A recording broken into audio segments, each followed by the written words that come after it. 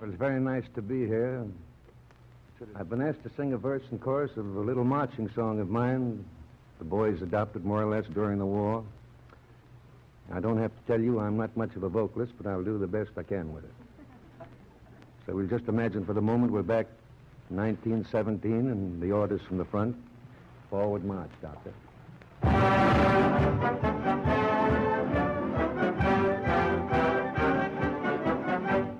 Johnny, get your gun, get your gun, get your gun.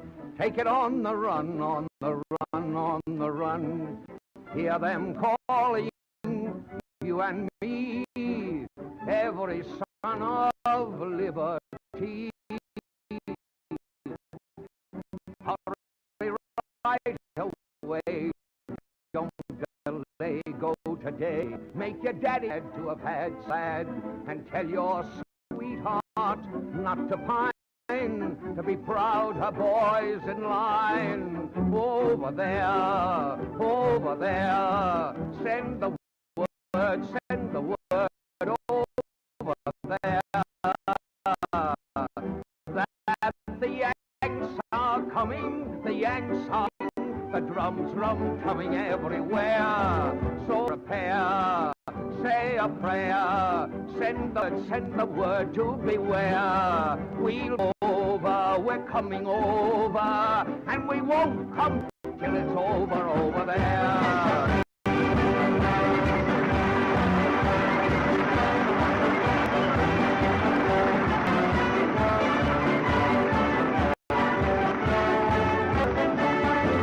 So prepare, say a prayer, send the word, beware. We'll be over, come over, back to over.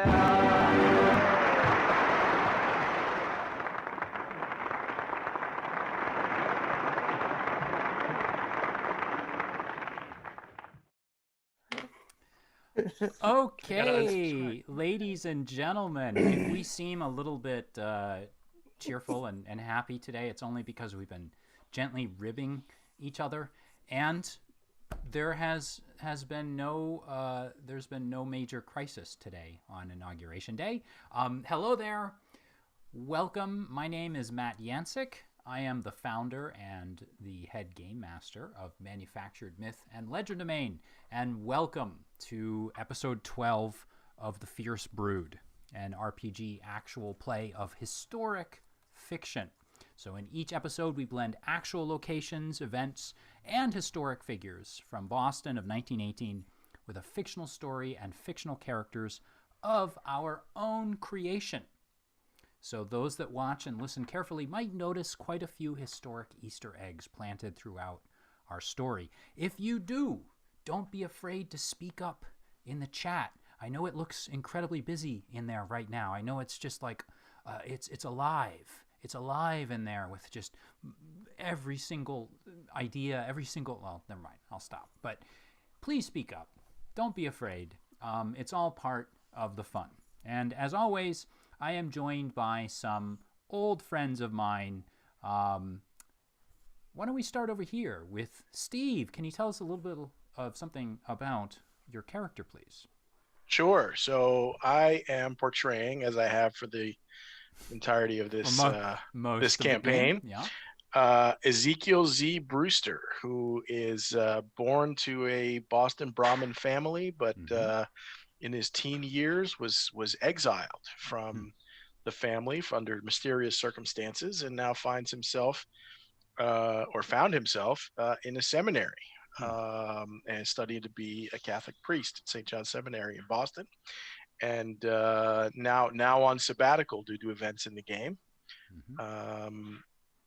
So that's his backstory.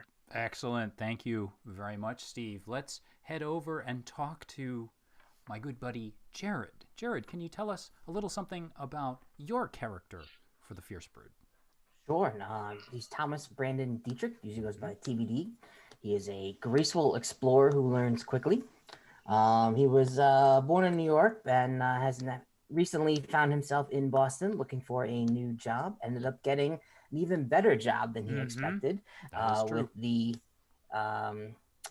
Boston University and is now found himself sort of as an agent within this interdimensional conflict. Wait a minute. Here's the first error of the night. Boston University? Harvard, I'm sorry. Oh my gosh, you're a Harvard man. You're right. My goodness. I think I know where we got that dislike on YouTube from. That's right. My second favorite university. I like. Well, you can tell by Jared's cap that he's not big into Boston. If you look carefully. So next up, we have my good buddy James. James, can you tell us a little bit about your character? Certainly. I am playing Vesper Evenwing, who is a skeptical speaker who keeps a magical ally pictured on my shirt, Mars the cat. Nice. Is that? But that's not actually Mars, is it? Actual footage in front of a rainbow fist bumping me. Nice. That's right. Okay. Yep, that's her. Let's see. Vesper is a down in his luck music composer whose world turned upside down thanks to a global pandemic and great war that had erupted, and he's found his way in what he feels is some kind of shared delusion, certainly not reality, as they're straddling worlds with this ragtag bunch of pals. Ne'er-do-wells for sure. That's right. Boston University grads. All right, let's not talk about Boston University. Moving on, last but not least, we have a character who is not a graduate of any particular alma mater, if I School of Hard Knocks, maybe. The School of Hard Knocks. Frank, can you tell us a little bit about your character? Certainly. My name is Francis. You can call me Frank or Murphy. I am officially a resilient. I prefer to call myself big and thick. Warrior, which translates to ex-police, ex-night watchman, who is licensed to carry. So I am armed and dangerous. Not so much when I'm hungry, but having lost my job and my home and been somehow corralled into making tiny shoes with my big ham fingers. I'm a little bit angsty, so can't wait to see what today brings. Likely to snap at any given moment, both in real life and in the fictional world of our actual play. Look out. Look out, that's right. Now, let's get back to our story. So, in prior episodes of the Fierce Brood, our four heroes were drawn together at the World Series, featuring the Chicago Cubs and the Boston Red Sox at Fenway Park in September of 1918, to save a boy named Pascal and his protector, Leonard Cloudy. Aided by several mysterious friends, the two individuals were attempting to fend off a handsome gentleman by the name of Harold Coatsworth III, a representative of the Watch and Ward Society. Our heroes stood their ground, and a pursuit across Boston ensued, during which they were attacked several times by skin dogs, supernatural creatures that wear the skin of humans. Eventually, they escaped with the aid of Pascal and Cloudy to a strange, warped parallel version of Boston called Tremontaine. Literally built on the leaf of an enormous vine in a world known as Vagaver, the city of Tremontaine was filled with strange and exotic creatures and presented itself as a kind of warped mirror image of Boston. So there, our four heroes were met by Mark Twain. Yes, that Mark Twain, the literary figure that had died in 1910. Twain introduced himself as Mr. Haley and claimed to be one of the leaders of a group called the New England Society for the Preservation of Antiquities. So after some time with Twain, our heroes are offered membership in the society and are sent back to Boston to serve as possible agents. Back here on Earth, they were placed in contact with Dr. Farley, a distinguished scholar with what university, Jared? Harvard University, who would act as a contact advisor and quartermaster. So upon returning to their homes and places of work, however, the four discovered that what seemed to have happened over a few days in Vagaver had actually taken months back on Earth. It was now mid-November. The Great War had come to an end. The pandemic had gotten worse, and the world had moved on.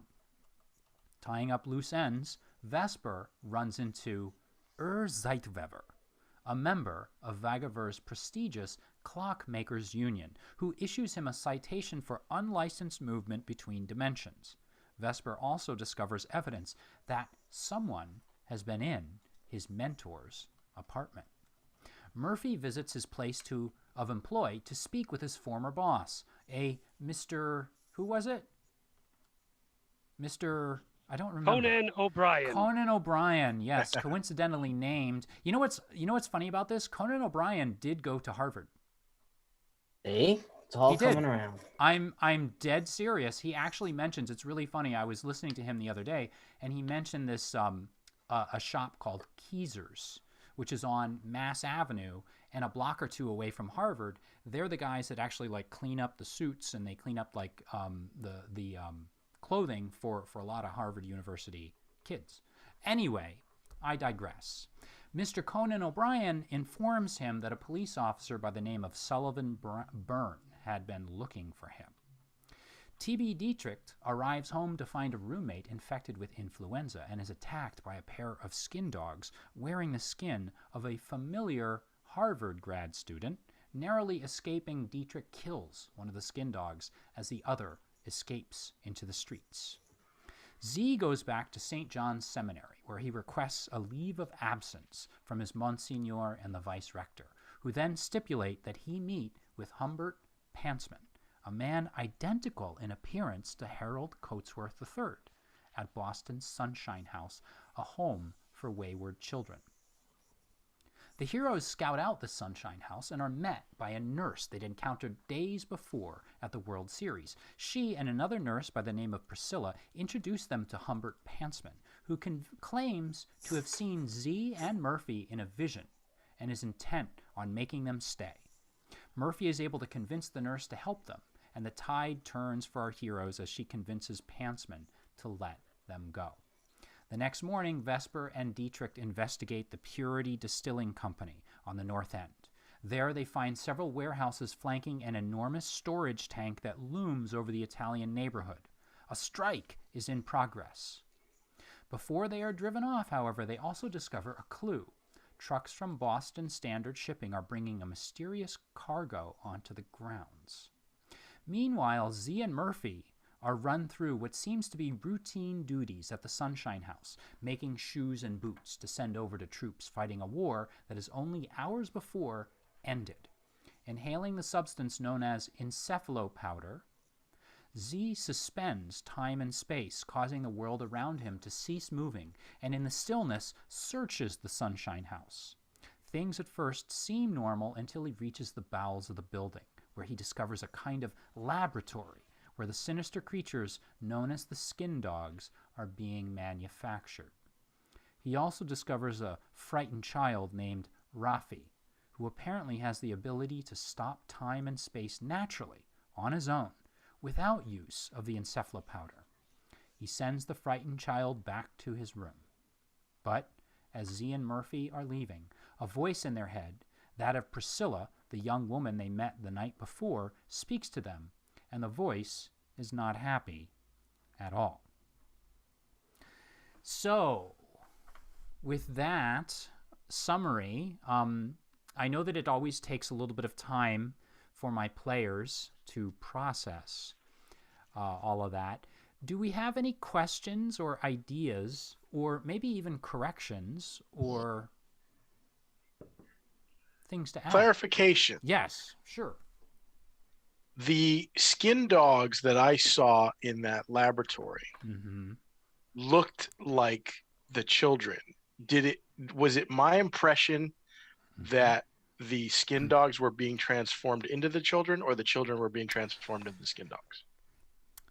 Why don't you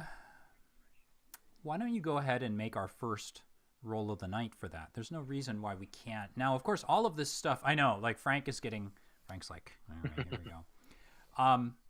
There's no reason why we can't sort of retcon this and...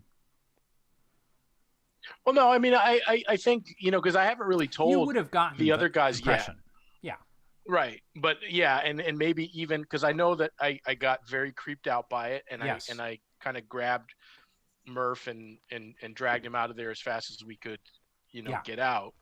So what I'm imagining is, now that I've had a little bit of time to catch my breath and Sure. do whatever, maybe think back on it and see what, I know that I don't have any ability to investigate it further. Yeah. But yeah. Well, we could always say, I mean, it stands to reason that when you were in that room, you would have taken a moment to sort of figure this stuff out, or at least in your own mind come to some sort of conclusions about it. So why don't you give me a roll for this? And I mean, we'll call it, of course, an intellect roll. Like an intellect roll. But sure. I mean, if you'd like, for the viewers at home, I'm going to throw up or I'm not going to throw up. I'm definitely not going to throw up. I'm going to put up on the screen the basic rules of Cipher systems. So as my good friend Steve, who's playing Z, has just been trying to determine, he wants to know whether or not he can recall, or whether or not he assessed exactly what was going on with these skin dogs down in the laboratory. So every task is given a difficulty rating from 1 to 10. So I, as a game master, assign that difficulty, and then Steve may try to modify it, easing it by using skills, assets, or effort. And then once he's done this, he makes a roll to see whether or not he has succeeded. So Steve, Jared just said, if you want to see Matt puke, join Patreon. That's right, I've got puking videos up on Patreon. Absolutely. So Steve, go ahead and tell me if you want to modify this roll, ease the task, and then we'll give it a whirl. We'll give it a roll. Well, I could expend some effort. Okay. To drop it by 1. I don't believe that I have any physical or skill-based abilities to lower that roll. So I'll lower it by 1. Any sort of an asset you can think of that would help you? No, nothing really comes to mind as far as that goes. So I will make my roll. Yeah. And I rolled a 1. Yeah. All right. So Excellent. here's the thing. A roll of a 1, for those of you watching at home, a roll of a 1 is a compulsory GM intrusion on my part. So that means that I leap, literally. If we were physically playing together in a room, I would, I believe Monty Cook writes somewhere, he stipulates somewhere in the rules for rolling a 1, a GM intrusion. I have to leap at the player, shake them vigorously, and intrude.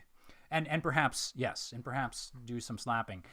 However, the thing to note here at this moment is that this actually took place 20 minutes before the end of our last game. So let's say this. I'm going to withhold my intrusion and spring it upon you. I have an idea for this. Okay. Later on in the game. But for right now, we're going to say that you didn't really get an impression one way or another. What you saw when you looked at these tables were these creatures called a skin dog that looked like they were either being sewn together or pulled apart in order to put those creatures inside of the shells of children or of forms of some sort. So right now I'm on the street with Murph, correct? And I'm assuming we're making our way towards the car, and I just tell Murphy that house is a part of hell.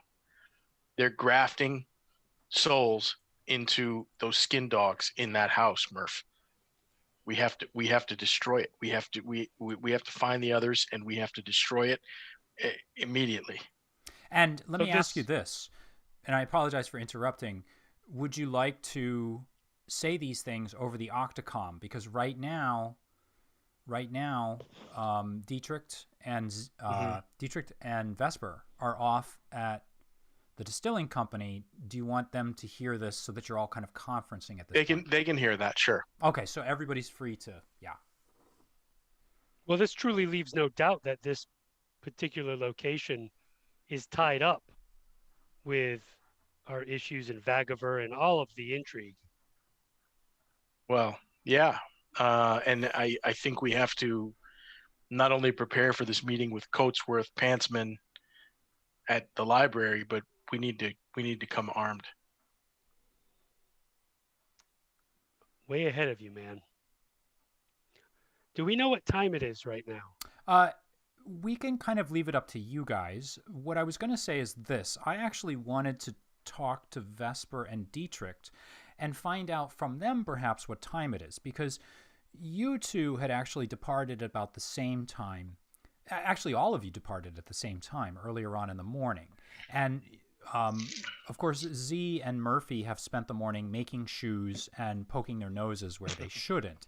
However, Vesper and Dietrich are at the Purity Distilling Company at this point. And just to sort of bring us up to speed, Vesper and Dietrich, do you remember exactly what transpired there at the end? If you don't, I can fill us in. But yeah, I had a question because I wrote this down, and for some reason it just did not spark. Sure. That's why you write it down in my mind. So yeah, so we intercept this truck that was full of tippets, these two tippet dudes. Yep. And get a look at their manifest there. Exactly. And the trucking company is Double View, something there you like go. that. Good memory. And the clipboard has a document of shipments that are going between this site and the Commonwealth Pier. Perfect. And it was for thousands, tens of thousands of gallons of a chemical labeled ECP, which right now is sticking in my head as encephalo powder. So I think I would make that connection to mention that to TBD. And so are you two kind of walking away now from the scene of where the strike was taking place, and you're kind of disappearing into the... Yeah, I think we were cheesing it and basically just trying to lose. I think I maybe tried to fake them out, calling to someone, "Oh, we'll be right back," or whatever. Yeah. And we had moved on. Do we have a particular ship at the pier that this is supposed to be going out on? I like this question. You would have to check whatever document it is that Vesper yanked out of the clipboard of the tippet. If he, I mean, yeah, I hand it over. Take a look. Take a peek. So, Dietrich, you immediately, when you see the document, I'm not even going to make you roll for this at this point anyway. The first thing that happens is that you look at the document and you can see that for all intents and purposes, the exact same things that Vesper has just told you are true. There are words such as Commonwealth Pier. There is a word, or there's an abbreviation that says ECP. And there is, like, at the top, Boston Standard Shipping. All of that stuff appears on the up and up. But the thing that almost knocks you over is that you can now see with your newfound vision, which is a bit different than what Vesper's vision is, but you can see with your vision, and not to mention the fact that you've been studying the language, you can now see that this is sort of shifting in time and space between English and Vagavurian, the document. And as you scan the pages, you do see and confirm everything that Vesper has just told you. However, there is the name of a ship on there, and the ship is called something that I'm scrolling to right now, because it's in another name. It's in another it's in another language. Scrolling horizontally just to read it. I'm like, can you see like my eyes like going like this? Okay, the name of the ship is the BRooD Eder. And I'll put this in our chat. Actually, I'll put it in the, you know what? Why not? I'll use our YouTube chat. The name of the ship is the BRooD Eder. And hopefully you can read that. And you know that from looking at this manifest or this this invoice, whatever it kind of is, because it looks a little bit like both, that these items regularly come and go on a ship called the BRooD Eder. And if you wanted anything like really detail-y out of this, I would make you roll for it. But as far as the basics go, your feeling is that this is basically what this document says. Okay, I'm definitely curious about the point of origin where the ship is going, but we don't necessarily need to know that right now. But that's something to put on our list.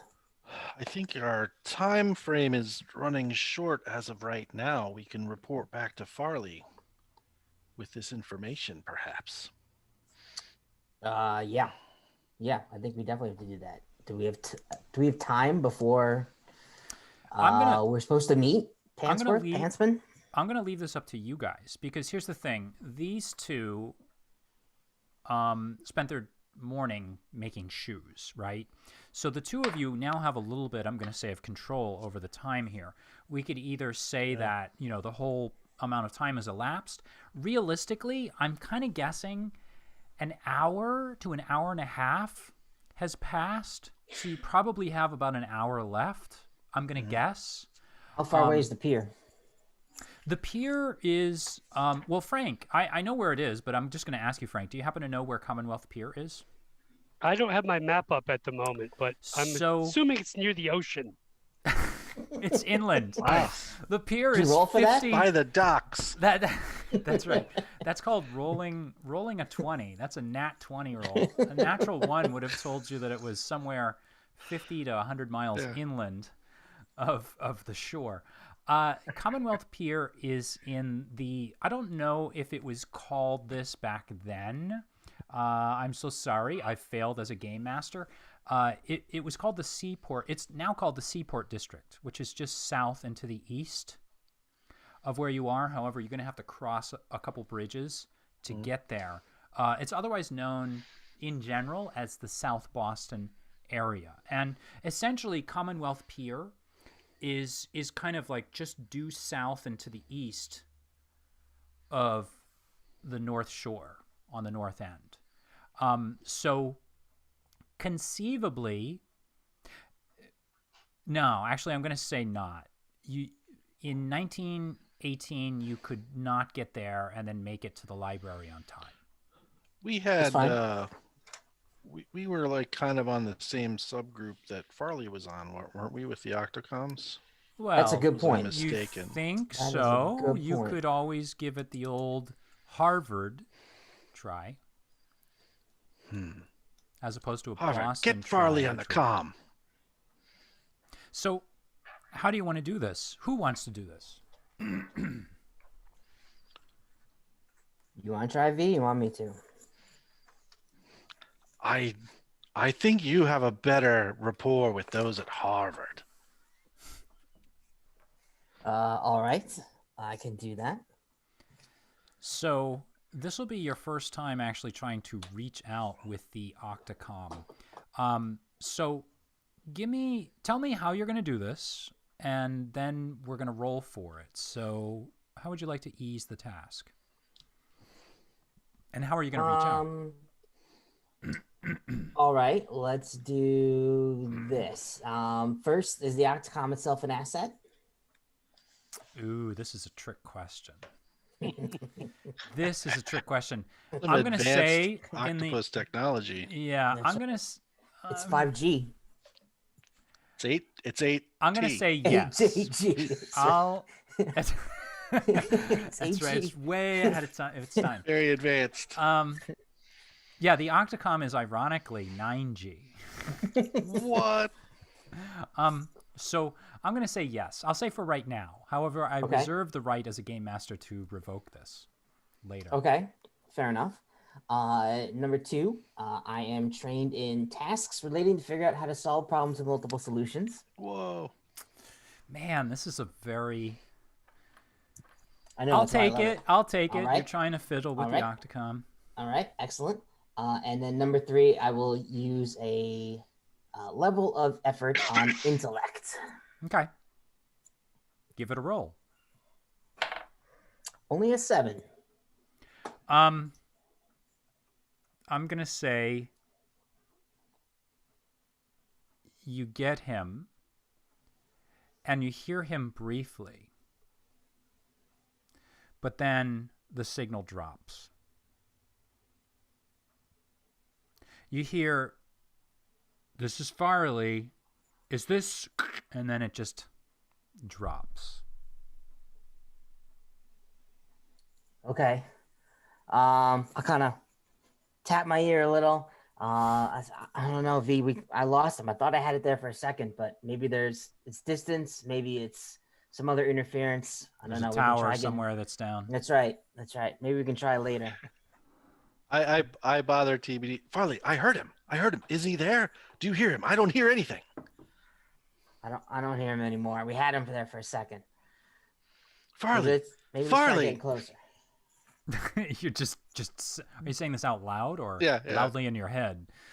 Passers-by are just sort of looking at you, wondering why you're practically spitting the word Farley over and over and over again. I tap my throat. Farley. You want to give it a roll? I'll count the Octocom as an asset. Anything else you want to add there? You want to burn any effort? Yeah, I think I have a free level of effort here, so. Oh, that's right. Okay. Yes, so I'll go with that. Yep. Everyone else is rolling like I've been rolling. Let's see how I do. It's a 2. Nothing. Let's just say this: it wasn't a 1. Congratulations on that. Congrats. So we have a 1, a 7, and a 2.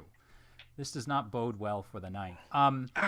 Unfortunately, you are unable to connect. We'll have to wait and see. Is there anything else you'd like to do? I don't think we have time. We should rendezvous at the library, but where are the other lads? Murphy. You guys can hear him. Vesper, yes. That's fine. We have some information from the distillery. What's happening there? We have some information from this Sunshine Children's Home. It's a factory for skin dogs. No. And we know how to make boots. That could come in handy for the children. Good.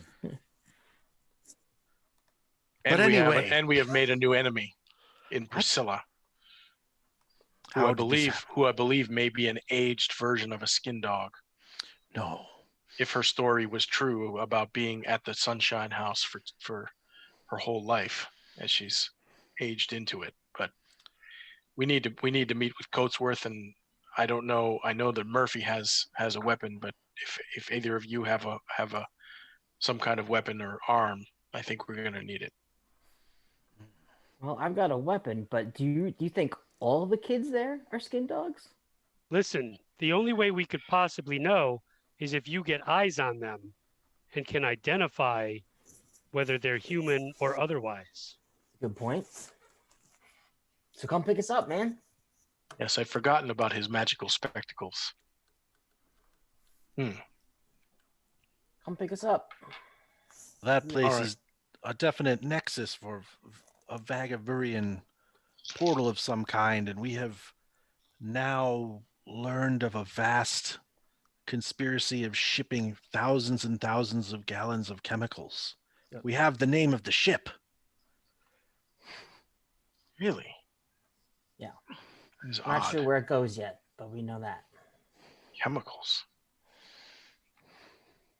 Well, we're on our way to the vehicle now, and We will rendezvous. Where are you? Are you still at the plant?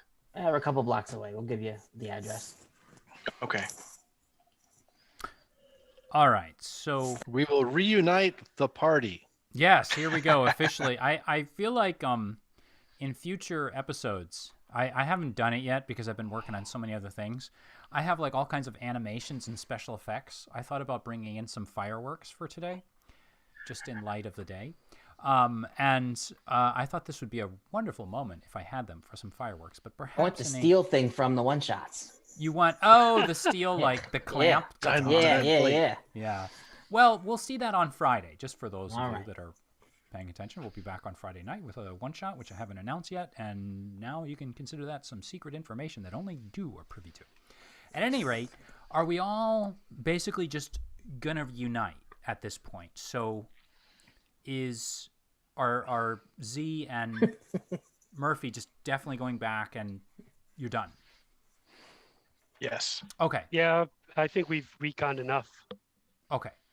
So after that initial signal message in your head, the two of you kind of take a look back, but there's nothing odd about the Sunshine House at all. It looks the very same as you saw it earlier on in the morning, except now the sun is overhead. It's closer, just shy, maybe 15 minutes shy or so of 11 o'clock. And you can see, though, and you're not quite sure of this, but in one of the upper floors, it looks like maybe Priscilla is looking down on you, but that might be your imagination. And unless you want to investigate this... Well, I just had the sudden alarm. Z, did she reach out to us through our comms, our octopus? Octopi. Well, I only have one. It was either through that or through our brains. I couldn't tell. That is a good question. Give me a second here, and I'm going to attempt to say her name into the comm. Priscilla. Nothing. Nothing? All right. I feel a little bit safer using this if she could be going dark. I don't know. I'm not a thinker. I think I believe the way that these creatures embedded in our vocal cords work, we have to attempt to communicate with others. I don't think she can eavesdrop on our communications, but nothing in this world makes sense anymore. Too true. Do you feel the need to investigate the window?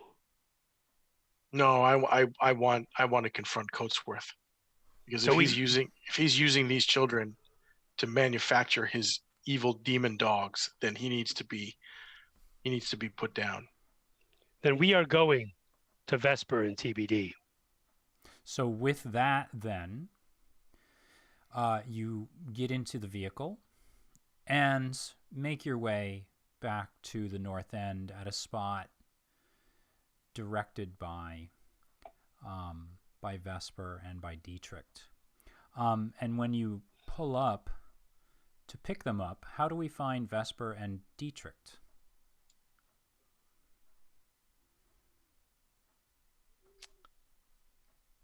I am just standing very bored on a street corner. Okay. It's good. It's all right. That's all right. Perfect. So I was a little confused by that question myself. Oh, how do you find them? Oh, no, I didn't mean how did you find them. That's all right, folks. So with that, the party is officially reunited, and it's now up to you folks. It's close to 11. We gotta drive to the library. We have a date to keep.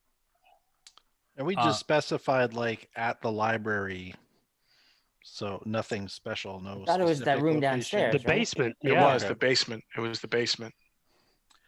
Yes, if we hurry there, I might be able to plant some kind of an observation device. Okay. That would be helpful. Yeah. Yeah, I'm just gonna, if we get there without incident, I'm going to sweep into the library and start heading to the basement. You do make it there without incident. However,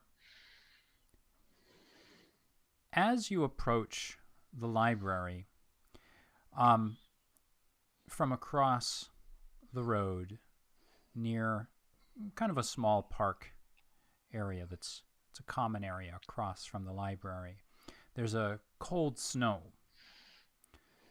a white snow that blankets the front lawn of the library. And you see a lot of tracks leading back and forth, to and fro from the library. You can kind of feel it now that the news of the end of the war has made its way through Boston. And now there's no question everybody in the city knows this, and most likely everyone in the United States at this point knows this. You see children on the streets. They're playing tag and having snowball fights on the lawn. And the library itself is rather busy, and there's a bit of a buzz in the air. And every other word out of people's mouths seems to be armistice, armistice, armistice. And the news is clearly reached here. People are celebrating, and the unfortunate thing, however, is that not a lot of people are wearing masks. And I'm not sure if you guys are, but it's not unusual to look around and you do see that people are just sort of, perhaps they've forgotten the fact that the pandemic is sweeping across the United States and across the world. And they're too wrapped up in the fact that the war has come to an end to really be concerned with that sort of thing. Looking around, you see there's a woman across the street that's walking her baby, pushing a baby carriage. She's walking her baby on a leash. She's pushing a baby carriage across the street.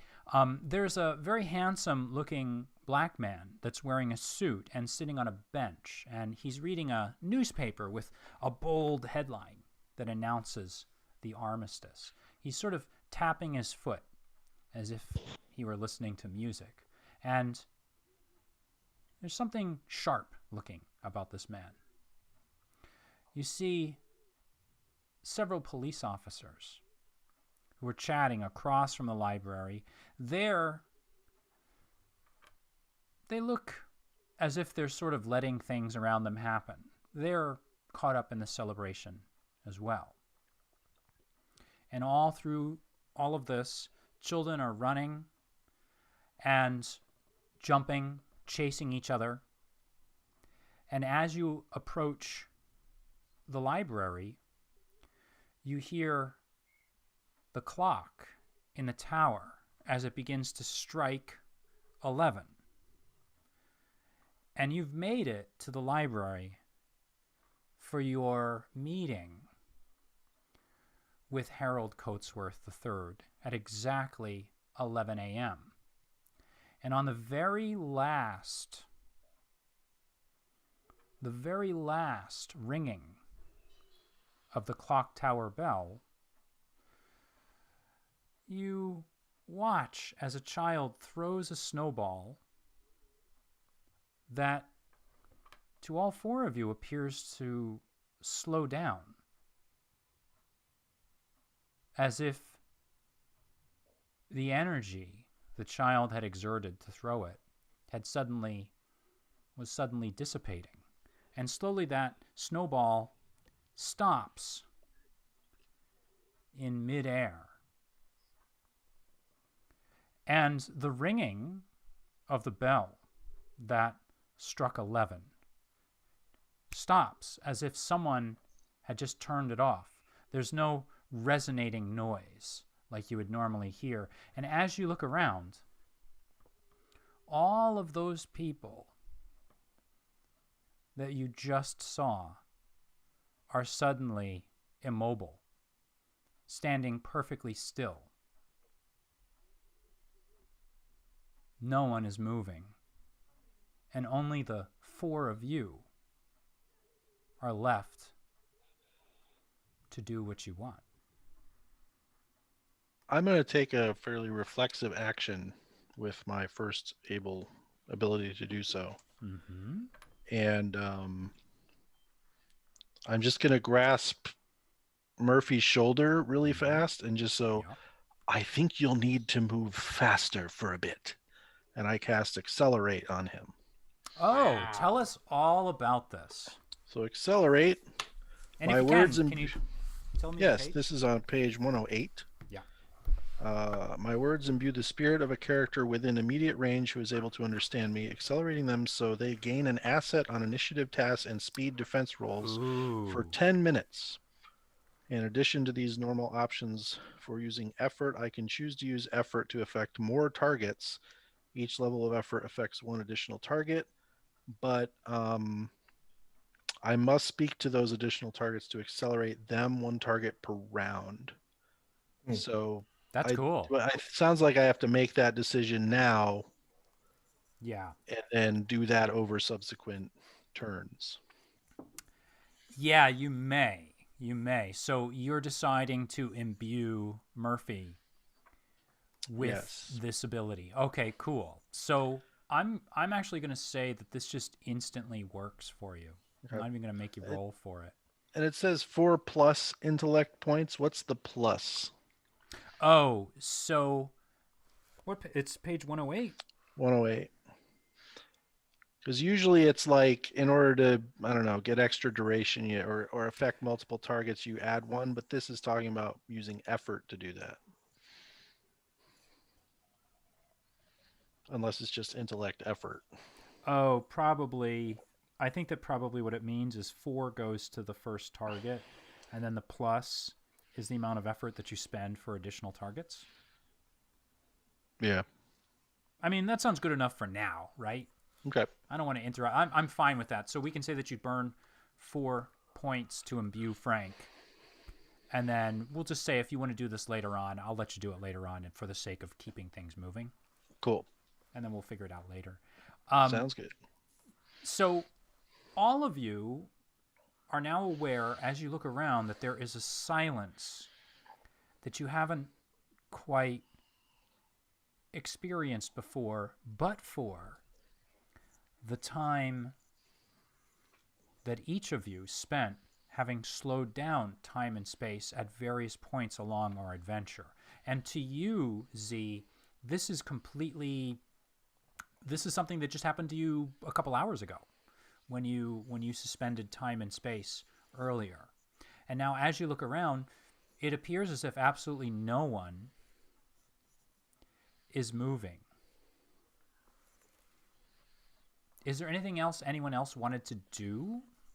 Well, despite the immediate threat, I am going to grab onto my Vagavurian Smith & Wesson 1903 and will it into my hand and forearm. So as this happens, tell me how this Vagavurian special emerges or appears in your hand. It has these little mouths, you see? Yeah. And in fact, I didn't have it in my wrist. It was in my pocket. So I am bonding with it, holding it into my hand. And as I do so, I just think it into my own body.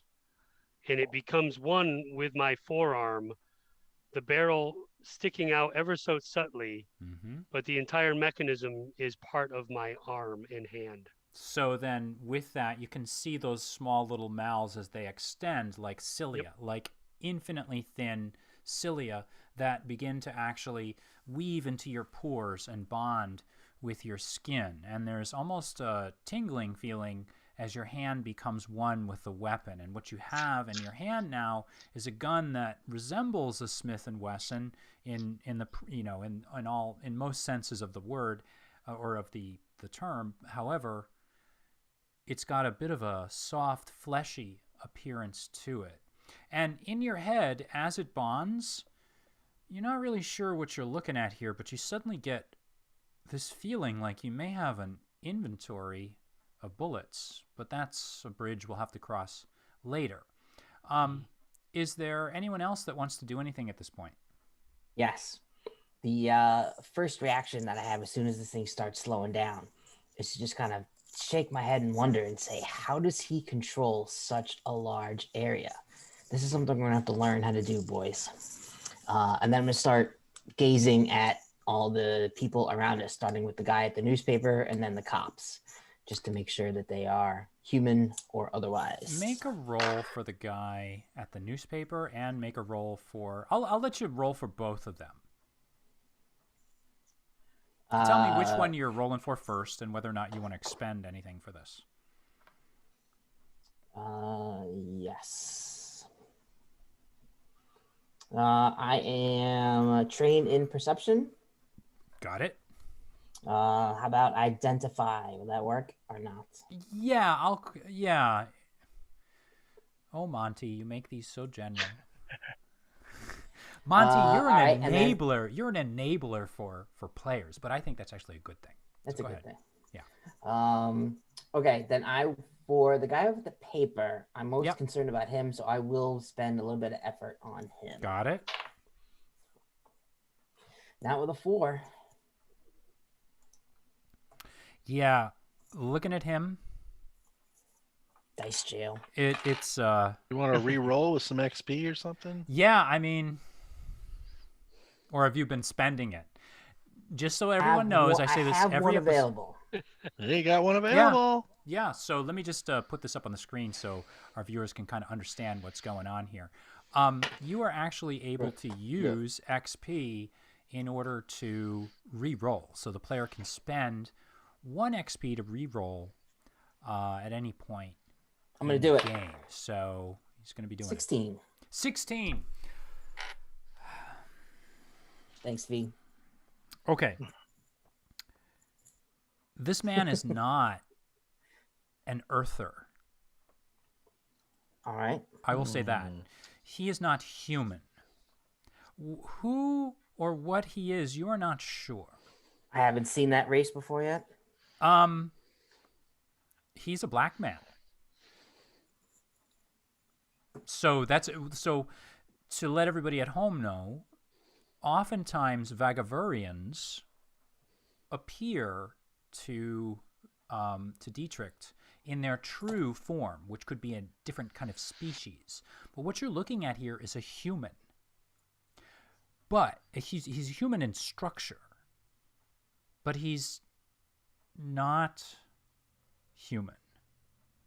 The energy around him that he's giving off, in fact, probably to be a little bit better about my descriptions here, I will say you detect an aura of like Vagavurian origin on him.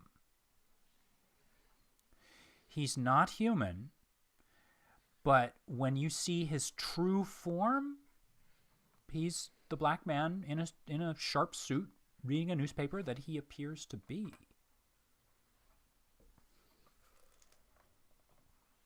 Interesting. Would you like to roll for the cops now? Sure. And I will do just the 2 levels, just the perception and the identify. Okay. Nat 20. Ooh, oh Keep my this gosh. dice. There we go. So to let our viewers know, on the roll of a natural 1, there's a GM intrusion, which I have withheld and will spring on poor Z later on. But on the opposite roll of a 20, a player making a non-combat roll gets either a minor or a major effect. So what's really cool about this is that you can kind of negotiate with the player and ask the player what sort of an effect they would want. Of course, I have an idea, but I'm wondering if what Jared wants to get out of this. I don't know. I'm leaning 2 different ways. I will keep this focused on the police, and I'll say that in addition to their true forms, maybe I get a glimpse of their intentions or priorities right now. First of all, looking at them, they are human. And I don't mean it in any tricky way, the way that I just described the prior non-player character. These two police officers are human. They are on duty, but today the attitude is the war's over, everybody loves each other, police love, civilians love police. As far as their nature goes, what would you like them to be like? What kind of humans do you want them to be? I have suggestions, but I like to hear your ideas before I influence you. Or I don't know. Let's keep them as sort of the classic Irish cop like Murphy, sort of generally decent guy looking out for the community, that kind of thing. As a matter of fact, they could be people that Murphy has worked with before, which puts them on your side. I'm not going to say whether they are or aren't because this wasn't Murphy's role, but let's just say that they are on. You get the feeling they'd be on your side if you needed them. Okay? Yep. Was there anyone else? Because I think we have everybody except for Z right now has just. I'm sort of like I've definitely slowed time down in many different ways right now. Z, are you up to anything at this moment when you detect that time and space? I am just scouring around to see if I can get a sight of Coatsworth / Pantsman in the crowd. Go ahead and make a roll and let me know if you're easing the task at all. No, I wasn't easing the task, and I rolled a 4. Looking around, you don't see. Mm-hmm. You don't see him. If I have the time on my little snippet there, I just want to let the group know, point out the guy reading the paper. Yeah. So the guy reading the paper, he's frozen though, right? Even though he's an alien? He appears to be frozen. Okay.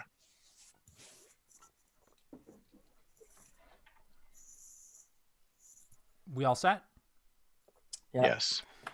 So with that, as you look ahead across the front lawn, on the left and right sides of the public library, emerging from around the side of the building, you see Murphy. You recognize these two as they come from outside the building. These are two ruffians two street thugs that you may or may not have encountered in lines looking for jobs. You've never seen them as night watchmen, but you've seen them around the odd jobs, or I should say the unemployment lines. One of them carries a baseball bat, and that's the one on the left. He's got a top hat that's kind of cocked to the side, and his sleeves are rolled up, and he's wearing a pair of gloves. The other man on the right side, the right corner of the library, he's dressed in red. You recognize this man as well. You don't know what his name is, but he's got a thick handlebar mustache, and he's got the Great Gatsby cap that's pulled down low over his eyes, as was the fashion on the street among ne'er-do-wells. And this fellow has his hands held out, and he's cracking his knuckles as he walks forward. And they're walking forward at an angle toward the four of you. These guys ain't frozen. And they're known problems in the community. I'm not sure if you gentlemen want to just stand here and wait for them to come to you, or if you would like to formulate a plan. I'm giving you a moment here before we roll for initiative. I'm going to take a quick action as we're gazing upon them to shift my vision and see if I see any fresh Vagavurian doorways in this vicinity. Go ahead and make your roll. I like this question. Let me know if you're easing the task at all. Yeah, I'll expend a level of effort. What else?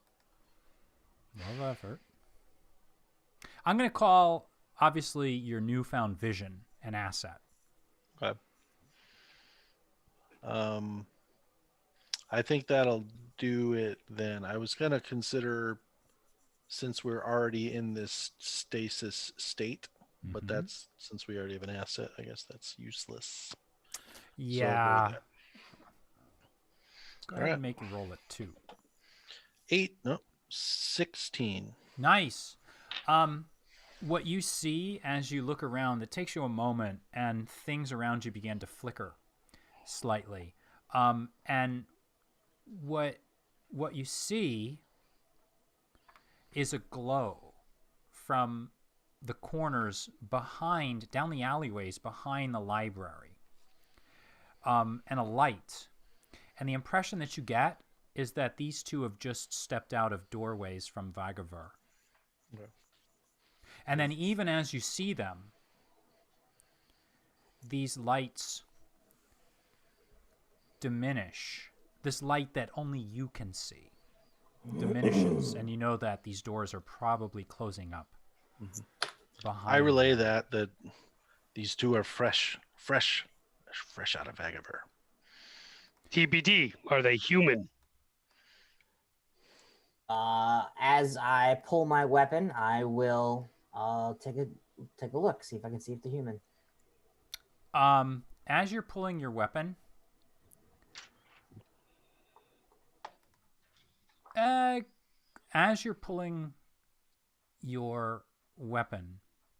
you notice, I'm going to say this actually to, now that you have your vision going, Vesper, there's an area of the ground about 30 feet ahead of all of you where a single line forms. A glowing white line. And then the line starts to expand into a rectangle that grows increasingly until it becomes something like a monolith, except glowing white. And out from it steps none other than Harold Coatsworth III. That's a cool trick. And then immediately behind him, the doorway closes. And for a moment, Vesper, it's only you. You think you might see something on the other side there. Vagavur, most likely. And it looks like, almost as if you're looking through a window, the area that you saw through gives you a Vagavurian image of the Boston Public Library. And then it closes. All of you, however, just see Harold Coatsworth III almost fold out of nowhere and suddenly appear in the center. And so with that, Coatsworth extends his hands and smiles. Why the guns? He says. And there's a twinkle in his eye, as if he's just so tickled by the fact that you've brought your weapons out. Why the guns? You asked me to come here. You've surprised me. You've put the drop on me. I thought it was something civil. I thought it was going to be something nice. But no, you've tricked me. You've tricked me and my men. And your thugs with weapons. But it looks like they didn't bring the right weapons to this fight. I didn't know it was going to be a fight. And he looks directly at you, Z. I don't understand. Why would you have come armed? I thought we were here to talk like gentlemen. We've seen your factory. Your satanic laboratory. You're turning kids into skin dogs? Well, I'm not sure what you're talking about. What factory? I don't have a factory. The Sunshine Orphanage. Mr. Pantsman. Mr. Pantsman? I'm not Mr. Pantsman. Do you really think I'm Mr. Pantsman? I'm Mr. Coatsworth, the third. And he smiles, and he's very handsome and very convincing as he says this. And behind him, his two thugs are now approaching, and they're getting a bit closer. Closer to us. Going around him and coming wow, at us. everybody in the... Boom. Everybody just spoke up. Let's take your turns. Robble. Everybody, I need you to raise your hand, okay? It's the school teacher in me coming out right now. All right, just raise your hand. I can't answer your questions. What was... They're coming up behind him. They're not rushing. They're not running, but they're coming in as if they're there to be muscle and perhaps help him out. That's the feeling. So they're not coming towards us. They're going towards him. They're going towards him, and he's standing across from you, so it appears that they're walking toward you, but they're kind of like walking behind him.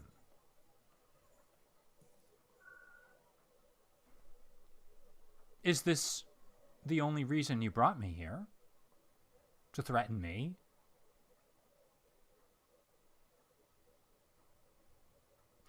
And he leans forward. You four didn't think this through, did you? Never. You've had nearly 24 hours, the gaming equivalent of 3 sessions, to think of something to talk to me about, something to discuss with me, and you simply leapt before you looked. Is that what I am to understand?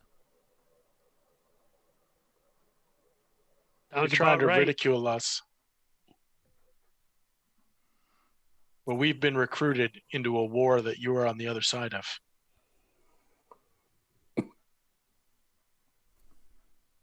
You tried to murder TBD with your skin dogs.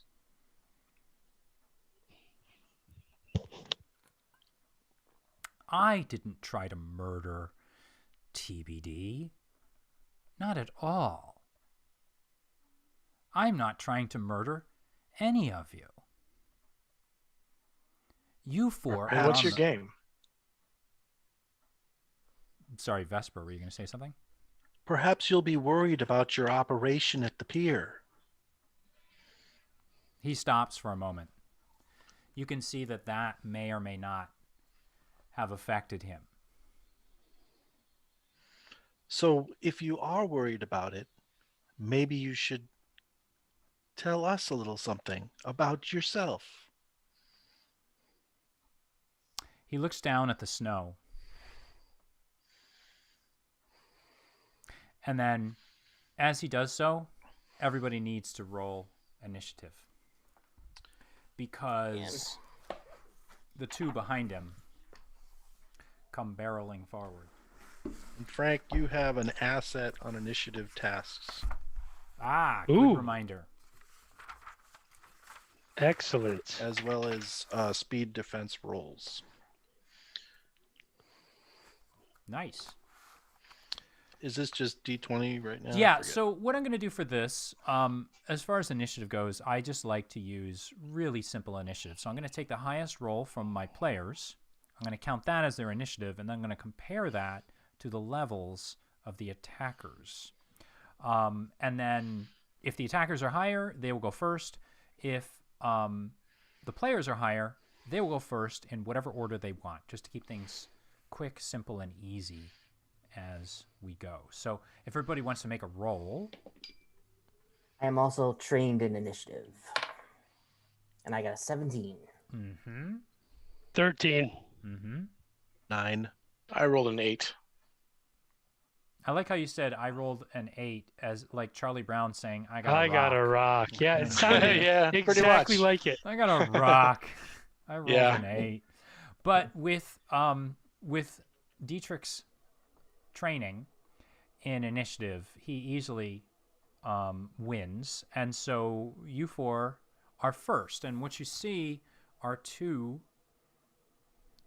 these two street thugs coming from opposite sides, moving towards you very, very quickly. One of which, the one on the left, has a baseball bat. The one on the right, which is just sort of cracking his knuckles. I might have missed it, but with those rolls, what does an asset contribute to an initiative roll? An asset, so in that case, would lower or would ease his task, right? So his task would be, it would have essentially, it makes it 3 points higher. It's basically a level higher than it normally would be, right? So, but Jared was the one with the 17, and he also. So at any rate, cool. So what are you gentlemen left or right, Murph? Gonna do? I want the one with the bat. You got it. We got to attack these He's guys coming right at you. Yeah, still at Swinging range. his bat. You got it. I'm shooting at Batman. Easy there, Joker. Yeah, that's right. Anachronism. I'm glad Larry's not in the chat. He would be pointing that out. Man with a bat. Larry? What are we talking about? It's early in Alaska right now. It's like 5 p.m. there, so he doesn't. It's 4 hours. That is hard. It's like when I was living in Alaska, ladies and gentlemen, I felt like the world would have a day, and then Alaska would have a day following it that was much smaller and less important. And it's like the time difference is just weird. But anyway, go ahead. He's got 2 screens at work. That's right. I'm making an attack roll, yes? It's up to you. This is your choice. You can do whatever you want. Yeah, I am raising and shooting at the guy with the bat, who's clearly aggressive and approaching us in a threatening manner. Okay. 17. So absolutely, what are you actually doing here? That's my question, though. Are you firing off? Firing off. Center mass. So with a 17, you definitely hit the gentleman, the ne'er-do-well that's coming at you, swinging the bat. And as you fire off, you hit him at center mass. Tell me what this looks like when it hits him. It's a flesh bullet, is my understanding. Mm-hmm. Ooh. And it's just going to penetrate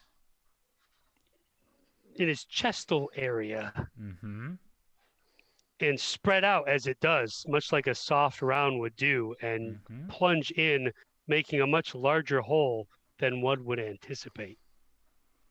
And so it does. It slams into his chest just as you have described, and what you see is something that you've never quite seen before, whereas there would be a blossoming of dark red liquid like a flower.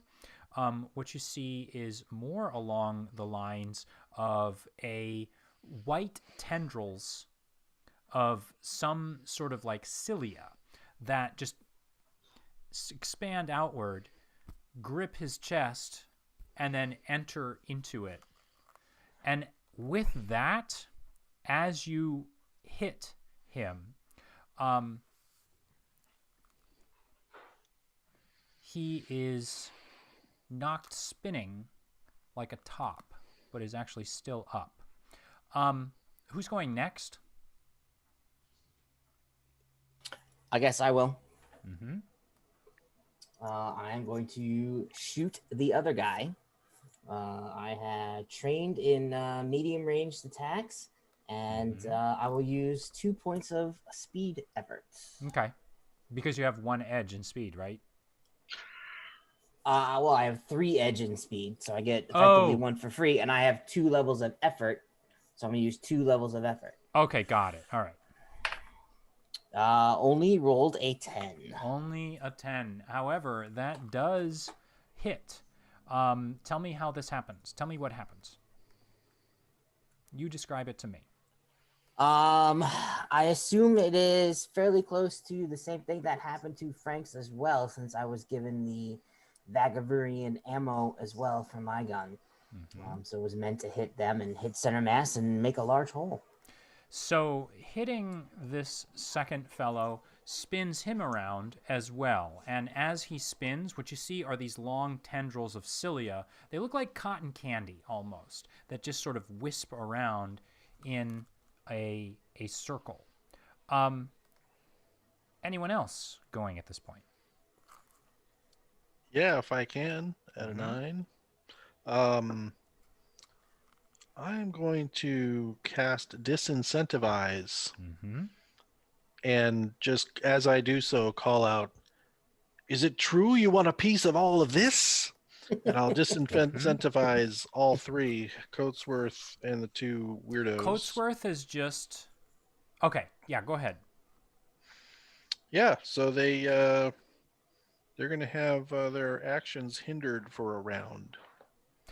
Let me ask something. Didn't I say that Coatsworth had disappeared? I just want to check. No, I don't. Okay, all right. No I don't problem. remember saying that. What? No problem. No problem. So disincentivize. I cast paint swab on him so we can see him. That's the best way to get the invisible man. I like it. All right. Okay. Go ahead and make your roll. Are you using any sort of...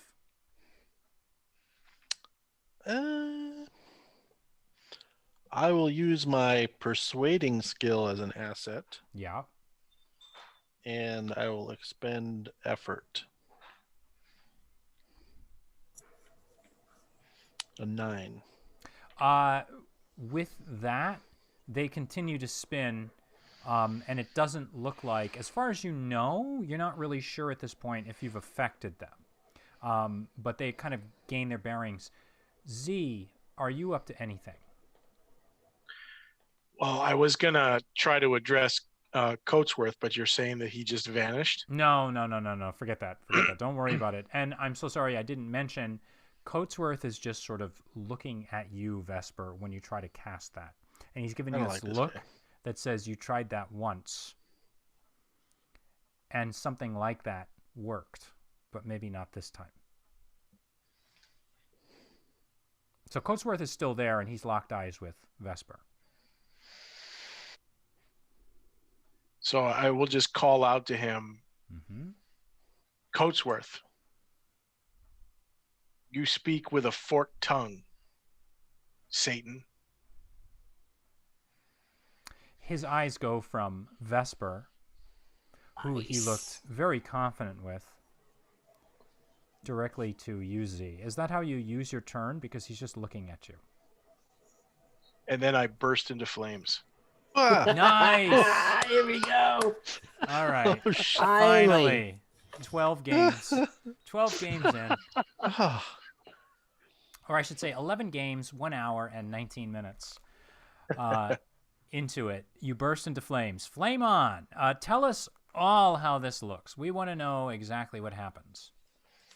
Music now is called Shroud of Flame, which basically my whole body just I'm assuming similar to Human Torch, but just is engulfed in flames. I want to make sure that I'm at least far enough away from my compatriots here that I don't burn them, but I'm guessing that the heat emanating from it just kind of melts the snow all around me in like an arc. Yeah. And this is something that had happened to me uncontrolled. Yeah. At several points in my history, and this is what got me exiled. But now I feel the power coursing through me, and I'm able to control it. And I make that action, and I yell to Coatsworth, "We're here to stop you." He doesn't look happy when this happens. However, his eyes that have shifted from Vesper to Z now shift over all of your shoulders. as the first attacker comes up behind Vesper and hits you with something I won't describe because I don't want to describe it until you make your roll. Who's hitting me? Someone from behind you. Someone we didn't know about. Yes. Okay. He's like, just check. As we were in the theater of the mind, I'm just making sure that these weird Cilia dudes didn't just sort of wander behind me and old. No, I'm sorry. So to sort of sum things up here, essentially the two thugs came out and they've just made a beeline straight for all four of you. And then in the center there was Mr. Coatsworth the third. Now you are being hit from behind with something which I will not describe until I hear what your role is. Is it a pointy thing or defend. A bludgeoning thing? Well, let's just say that one tiny molecule has just... I'm slowing time down so much. That's all. Something very light is about to land. So go ahead and make your defense roll. Great. Oh, boy. All right. What's my defense roll then? So your defense roll is just a simple D20, and you can go ahead and tell me. So to let everybody at home know, basically in the Cipher system, the game master never rolls. The players do all the rolling, and so when something attacks, the players just simply roll to defend against the level of the attacker. So for you, James, or I should say Vesper, all you have to do is make your roll to defend against your attacker. May I use speed, a level of effort and speed to aid me in this? I'm going to say because they're coming up from behind, no. Okay. I will roll.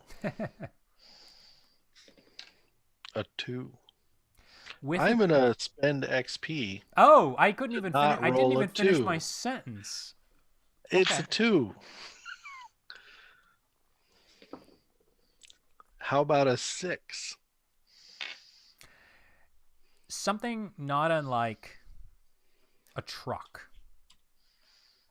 slams into you from behind. And you feel your entire body engulfed in something. And you don't even know what this something is until this something moves past you. And what you see is a distorted kind of gasoline vapor image of the world around you as a clear field that is now, essentially, it's a wall. 3 meters by 3 meters, slams into you and knocks you straight to the ground, face forward, and knocking you completely unconscious. And when this happens, Coatsworth smiles. And you see the wall continue straight forward as if it were just barreling forward like the truck that I described. And he holds out his hand, and the wall stops. And then he makes a motion, and the wall dissipates and disappears. And the rest of you are kind of, the three of you are off to the sides. And now the two that were rushing at you before, the ones that both Murphy and Dietrich hit, come barreling forward, and they're both going after the shooters that went after them. And Baseball Bat comes at you, and he's raising his bat. And maybe you think to yourself, this is odd. a giant. One of my companions has just turned into a ball of fire, and then a wall of gasoline, spectrumy, strange, distorted air has just taken out my other companion, and some guy's coming at me with a bat. How do you defend? Just another day in this campaign. He's coming at me with a bat. So that's his turn, and now it's on me, or am I defending? You're defending. You're defending. You have an asset on speed defense rolls. Yes. I do. You have been imbued and blessed. I also have by Vesper. So you are simply you have the asset, and you're simply rolling to defend against this fellow. Cool. And the method of defense is I'm going to try and use my speed to close the distance to him. Got it. So the bat is not as effective. I mean, it'll just come in nice and tight. I like this. I got a 16 this time. Nice. So as you come in, you spin out of the way. Now, you've taken away plenty of blunt instruments from people in your time.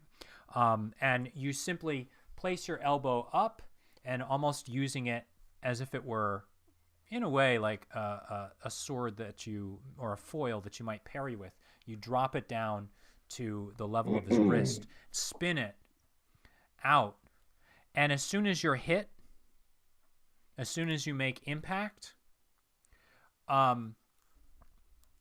he tumbles after having tangled and tripped over you. And meanwhile, the other person, the one that was the thug dressed in red that Dietrich shot at before, comes barreling toward Dietrich. And so with that, cracking his knuckles, he raises his hands as if he were about to bring two cymbals crashing together. And he starts to just, as he fires himself toward you, he just starts to slam his hands together right in front of you. What are you going to do to defend, Dietrich? Does it look like his hands are going to, like, on the side of my head, or will it clap in front of me? He's going to clap him in front of you. Yeah.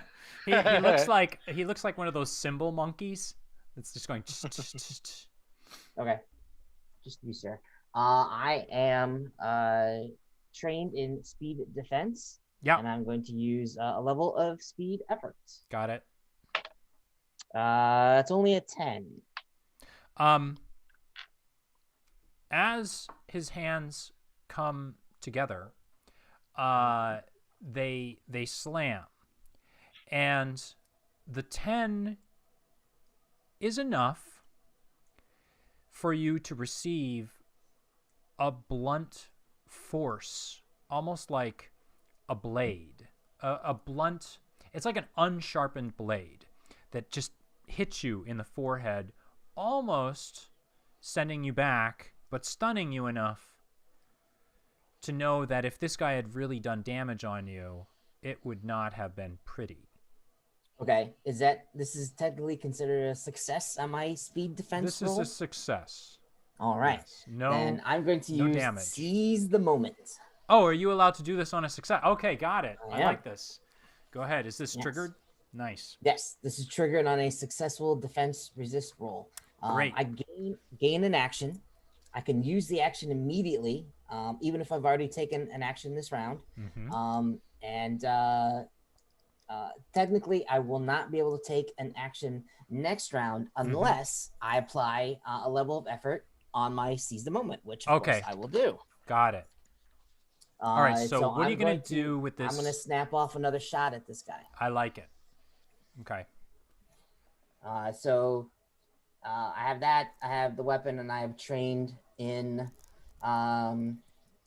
ranged attack and also the level of effort. 19.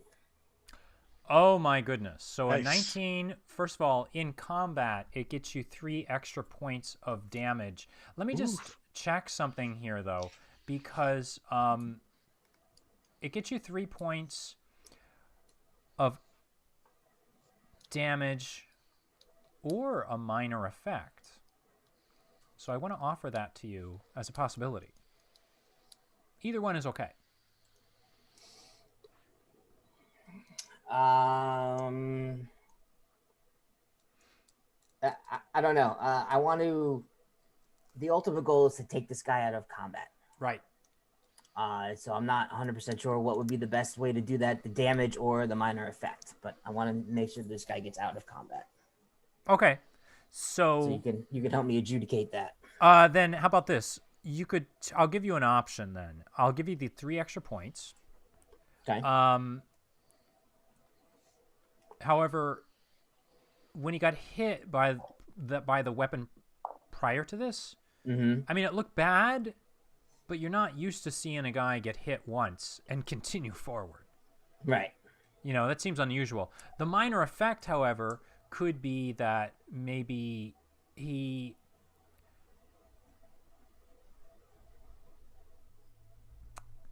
minor effect could be that he slips and falls and is taken out for the next round. I'll still have him defend, but he won't make an action against you. You can choose. That's fair. Would you like the second option then? Sure. Okay. So on the 19, you do manage to hit. You don't deal the extra damage, but you do the normal damage of the weapon. And it's a light weapon, I believe. It's a medium. Oh, it's a medium weapon. Okay, so 4 points of damage. That is pretty good. That could have been a 7. Wow. 4 points of damage. And what you see is the man hit, slams against the ground onto his back, and the moment he lands on his back, he instantly disappears. And all that you see is mud splashing up. Or no, not mud. Yeah, maybe a muddy kind of melted snow that splashes up and splatters on your clothing. And then so with that, we're left with Coatsworth, who now turns his attention toward you, Z. And he leans forward and you hear him say, "I've learned a trick or two." And the voice that he uses is the same voice that Vesper used when he was trying to fool him with his linguistic gymnastics. And as he begins to speak to you, you start to feel him almost taking over your mind. So at this point, as if he's trying to convince you to put down your weapon or stop fighting or flame off. So now at this point, you distinctly get the feeling that he's trying to control your actions. So you're going to have to wrestle with this. So this is a mental attack, it seems. Mm-hmm. So can I fight it? Can I fight it with an intellect roll? Absolutely. Yep. So you can tell me if you want to spend effort, if you want to... I do. I want to spend effort. Spend effort. And I want, you tell me if this is allowable or not, I want to start yelling at him. Sure. In Latin, which I know. Okay.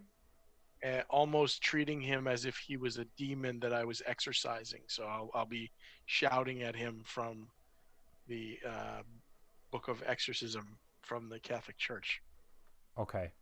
To try to drown out his influence. I am actually going to count it. I don't know if you recall this, but way back at I think it was the first, second, or third episode, we did talk about him having a little bit, well, yes, let's just say I'm going to count it. Okay. And I don't have anything physical that I can use. Okay. Your cross. I do have a cross, but it's in my satchel, Yeah, and I don't. Yeah, I don't think that I could get it out of that. And I'm just so you know, my clothing has been treated for this flame thing. It's flame retardant. It's in the Shroud of Flame thing, but my belongings not necessarily. So okay, I would imagine that the satchel is, but I don't think the contents inside would be. So I will make that roll, and I will roll a 15. This is just enough to give you pause. You shake it off. Nice. And you feel very, very nervous now because you recall back to your earlier roll of a 1, which may or may not be coming due any moment coming up. But for right now, you at least seem to have dealt with him. And so at this point, we've kind of gone through everybody. We're back up at the top of the round. And to sort of refresh here, Vesper is down face first on the ground. Does he look wounded at all or just knocked out? He doesn't look wounded. He's face down on the ground. And here's the thing. Mars is there. Ooh. And Mars is, now that you're looking, Mars is there like a cat defending, like a mother defending its kitten. Or is it eating his face like cats normally would? Stealing my breath. Like they do in real life. Yeah, Yes, yeah. right. When a corpse is found in a New York City tenement. She's just been waiting this whole time for that moment. So she is hissing at a woman who's standing behind where Vesper was just a moment before. And she is dressed in a torn, stained wedding dress. You didn't pay the citation. If you can believe it. And she's wearing fingerless gloves. Her hair is completely disheveled, maybe even a little bit, it's a little dreadlocked from a lack of proper hygiene. And she looks angry. So we're back up at the top of the round, and you three gentlemen have the chance to do something at this point. We've never seen her before? No. Okay. I very specifically wrote that in my descriptions of the characters. I've never seen that Murphy before. has seen the other two. Fair enough. Well, You speaking guys of can- the other two, the one that I parried and is on the ground now, Yeah. I'm going to use this trick I learned as a night watchman. I'm not fast, but I could always employ it to slow down people I was trying to catch, and I always caught them. It's called an entangling force. Got it? So I just need to focus, and what it does on page 136, Yeah. target is subject to invisible level 2 construct snare for 1 minute. So I just want to pin that assailant to the ground in his current spot. I like this. He can attack and defend there, but he can't move, and he can use his turn to try and get free. Yeah. Okay, go ahead and make a roll for that, and I'm going to count that. Do you want to burn anything else? No, it does use 1 intellect point, so I'm Okay. going to burn that in the process. Yeah. I got a 12. That does it. So what you see is him getting up as if he's about to come right at you, but instead this entangling force just drops on him like a weight, and he looks like Gulliver being strapped to the ground by the Lilliputians, except the Lilliputians aren't there. And you just see him pressed, and you can see those black gloves that are kind of flexing. He wants to like get his mitts up to get at you, and his eyes are locked on you. Who's up next? It's up to you guys. Yeah, if you have cool plans, go for it. Well, my plan is to use another one of my flame abilities to hurl a fireball at Coatsworth. Okay. Barbecue. Let's go. It's a ranged attack with a Yeah. short range that deals 4 points of fire damage. Nice. And yeah, I'm not playing around with this guy. How far away from me is he? I would say at this point he's probably within 10 feet. All right, so I actually want to move closer. Yeah, you can do that while I'm move doing closer. this. Yeah, you've got the ability. Yeah, and yeah, I'll expend effort. Okay. And try to blast him with this flame. Give it a whirl. All right, then the roll is a 16. Nice. You basically engulf him in flame. And it does hit him.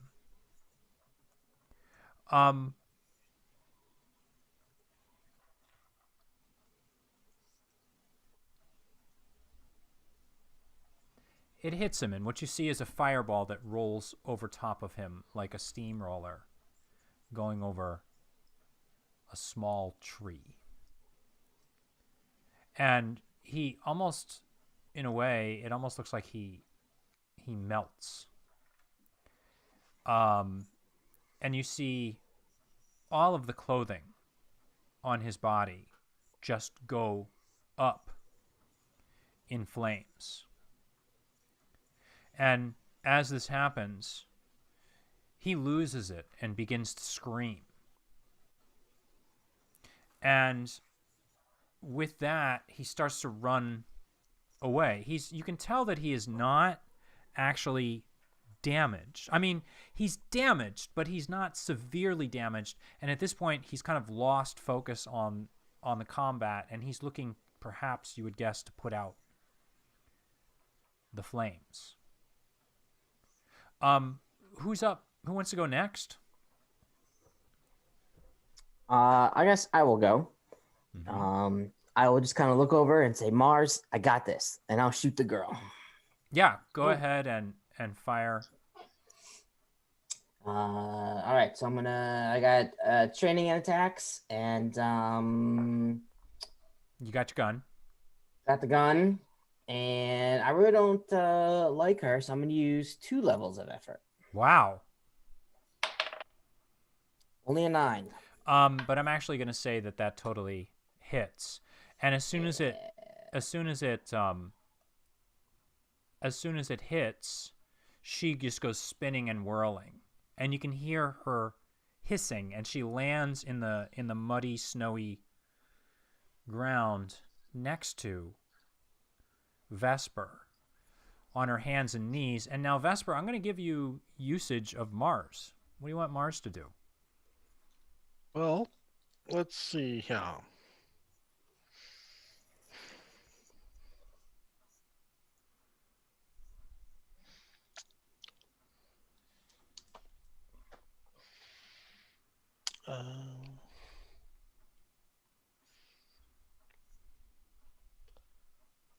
She's gonna go eat the face of this person in the wedding dress. Nice. I don't know. Good job, Mars. You want Mars to just jump on her? No, she's just. Let's just say that there's a lot of. She's in a wedding dress that's just like all matted and torn and stained. There's a lot of stuff for Mars to grab onto with her claws. She's gonna just pounce. Yeah. And flip around in the air and land on the back of this person's head, just gripping at the veil and clawing into her scalp. Go ahead and give me a roll for that, and let me know. Are there any adjustments you think that Mars can make in this case? She's going to make a just blood-curdling, loud meow. Got it. Just a really raunchy noise of full rage. Yeah, go right ahead. For a 14. Nice. Mars leaps off of you, and you don't even feel it. You're out of it.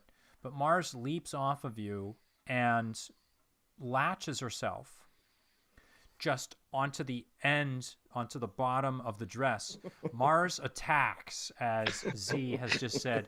Mars attacks this woman and begins to scramble up her dress across her arm, leaving deep gouges that are simply aesthetic.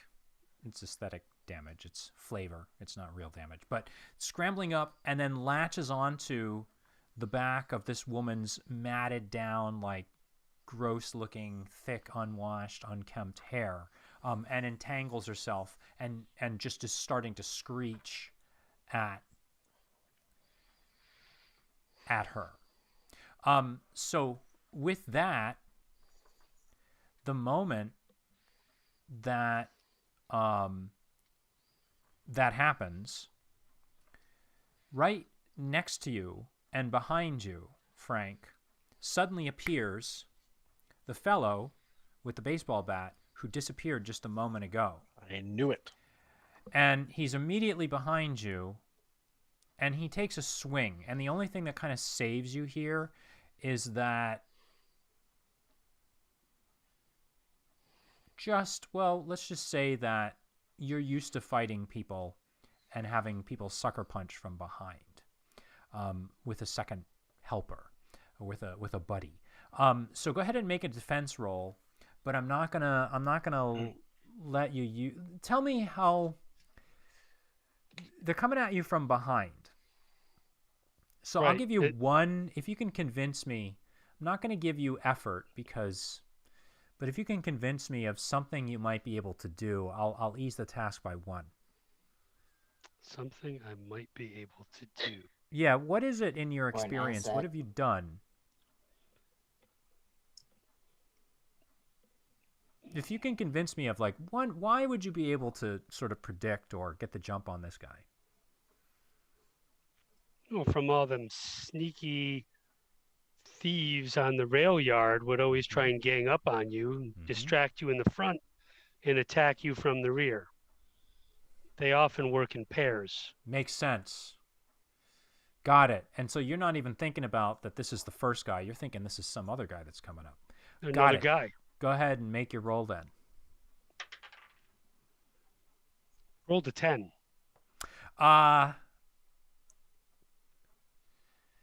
It's barely enough. Is this a defense thing that you have? Boom. Yes, it is. Thank you for that, Vesper. Down in the mud, face down in the mud, and yet he's still there. We feel his presence. And then I like how you just take a drink. You're like, yeah, I'm just hold my beer for a second. I'm going to tell you how this really goes, and then I'm going to take my drink. So then that definitely does the job. And as you hit, you feel something solid, and you know that it's there, but then it disappears, and you just feel this kind of, it's almost like this loud blinking. And what you realize is that whoever it was, the bat guy that you hit and disappeared, popped up behind you, and now when you hit him again, he's disappeared again. He's blinking. And suddenly, with that, boom, he is back at Coatsworth's side. And right now, Coatsworth, who is flailing around, he goes to help Coatsworth and grab him, and he slams him into the snow. And the woman, who's in the wedding dress, is now just fighting Mars and just trying to get Mars off of her. And she's sort of tumbling around in circles as this happens. And as she's doing so, there are some objects of some sort, as Mars is kind of like scrambling all over her, that fall out of her pockets. Odd-looking Vagavurian devices.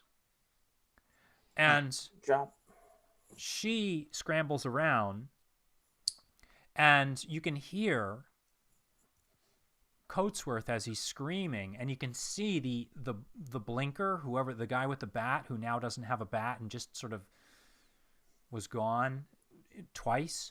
You can see him like tossing snow and putting out the flames. And Coatsworth is screaming every sort of expletive in the book.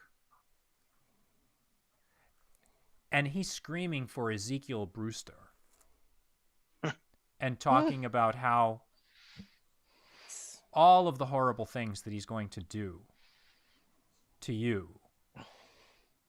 And then with that, he stands up and he's like, you know, tossing snow on himself to put out the flame. And it's kind of up to you. They don't seem to be making any moves, and the woman is tripping over herself, trying to get Mars off of her, but Mars just won't seem to let go. And she's like trying to punch, but she like misses and punches herself. And sometimes she does actually hit Mars, but Mars just won't let go. So there's this huge mess happening right now, and it's kind of up to you guys. It seems almost like they've lost not interest, I want to say, but they've lost focus on the battle at this point. I'm good to keep shooting. What are you guys doing? Yeah, sounds like a plan. I continue breathing. Right. However, with that, Coatsworth simply stops at a certain point, and he steps forward, and he's dragging himself towards you, Z. And you can see he's covered in melted snow and like really horrid looking sweat that's been like released by his skin being burned off, and blood is sort of oozing and dripping, and you can see blisters popping up here and there. He's no longer the handsome man that he once was. And he holds his finger out to you, and you can see that his hand is shaking. And the tip of his finger looks like it's cooked black and thin. And you're not sure, but you might see that it's been cooked so deep, the bone may be sticking out at the end. And he breathes deeply, and you can see he's bleeding from one eye. And as that happens, a door opens up behind all three of them. And the first one with the bat and Coatsworth, simply disappear into their doorways, and the doorways shut. But the woman, for a moment, is spinning around. And she finally kind of locks her eyes on it, and she just throws herself into the doorway. And as she does, you see Mars leaping off of her, and then the doorway instantly shuts. And the moment that the last doorway shuts, everything around you starts to move, and that snowball continues forward, and it hits a little boy. And the four of you are there. And Z, I'm going to say, unless you had flamed off, you're completely in flames right now. Vesper's Well, as I see Coatsworth disappear, I'll tamp the flames down and rush over to see about helping Vesper and see what's going on with it. That would make logical sense. I would see you doing that. So and as I see Coatsworth go, I say, "Yeah, you better run." That's true. That's the second time you've done that to him. Well, you kicked him last time. A simple kick. And so with that, at this moment, let us take a break. We went a little bit over time just simply because we were engaged in combat. I'm going to run a 10-minute break right now. For those of you who are watching, if you want to hit like or subscribe, I always feel silly saying this, but I guess it's always very helpful. Please do. And we will be back in 10 minutes for more of episode 12 of the FiERCE BRooD.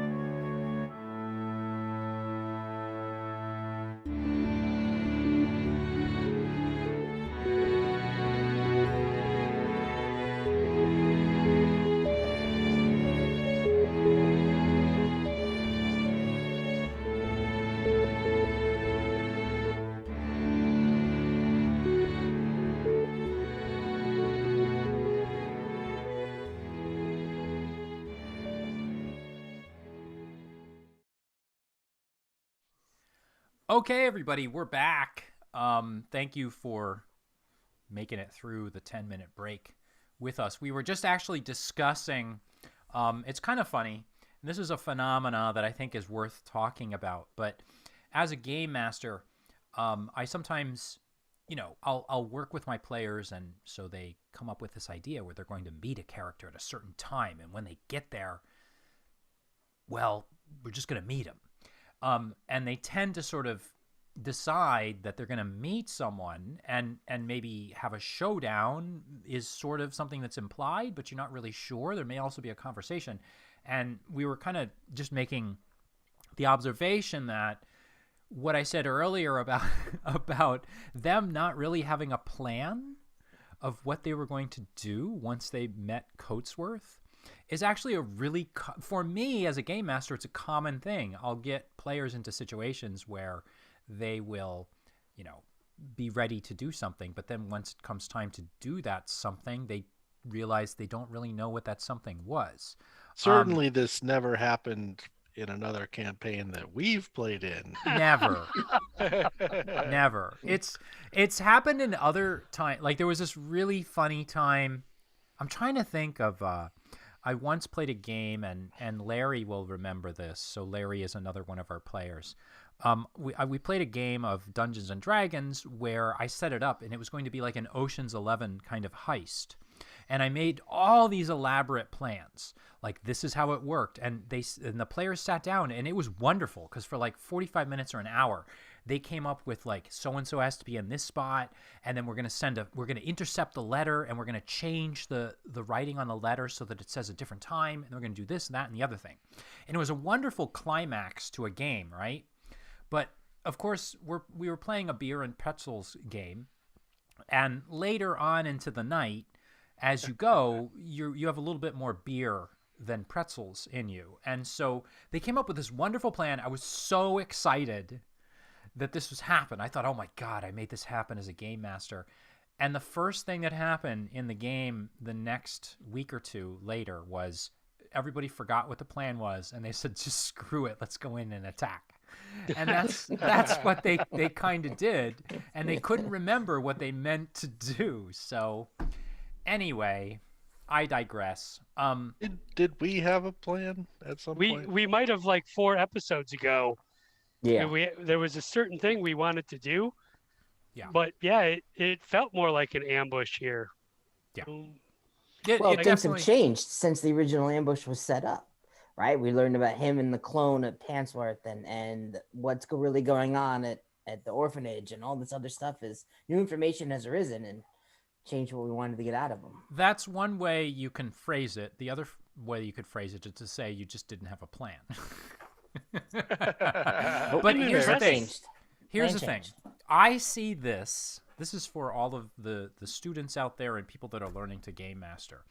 I sort of see this as a failure on a game master level. I mean, I was telling the guys beforehand that in real life, they would have thought to themselves, hey, this is what's going to happen if he decides he's going to talk to us, and this is what is going to happen if he decides to attack us. They would have had a couple of plans. And as a game master, I feel that I probably should have reminded him of these things. So I just think this is a really interesting kind of moment to observe. I don't mean to take us out of the game at all. I just think it's a teachable moment for all of us. But at any rate, we had a lot of fun, and we are back. So we're on the front lawn of the library. I assume, Z, why don't we start with you rushing over to help Vesper? And sure.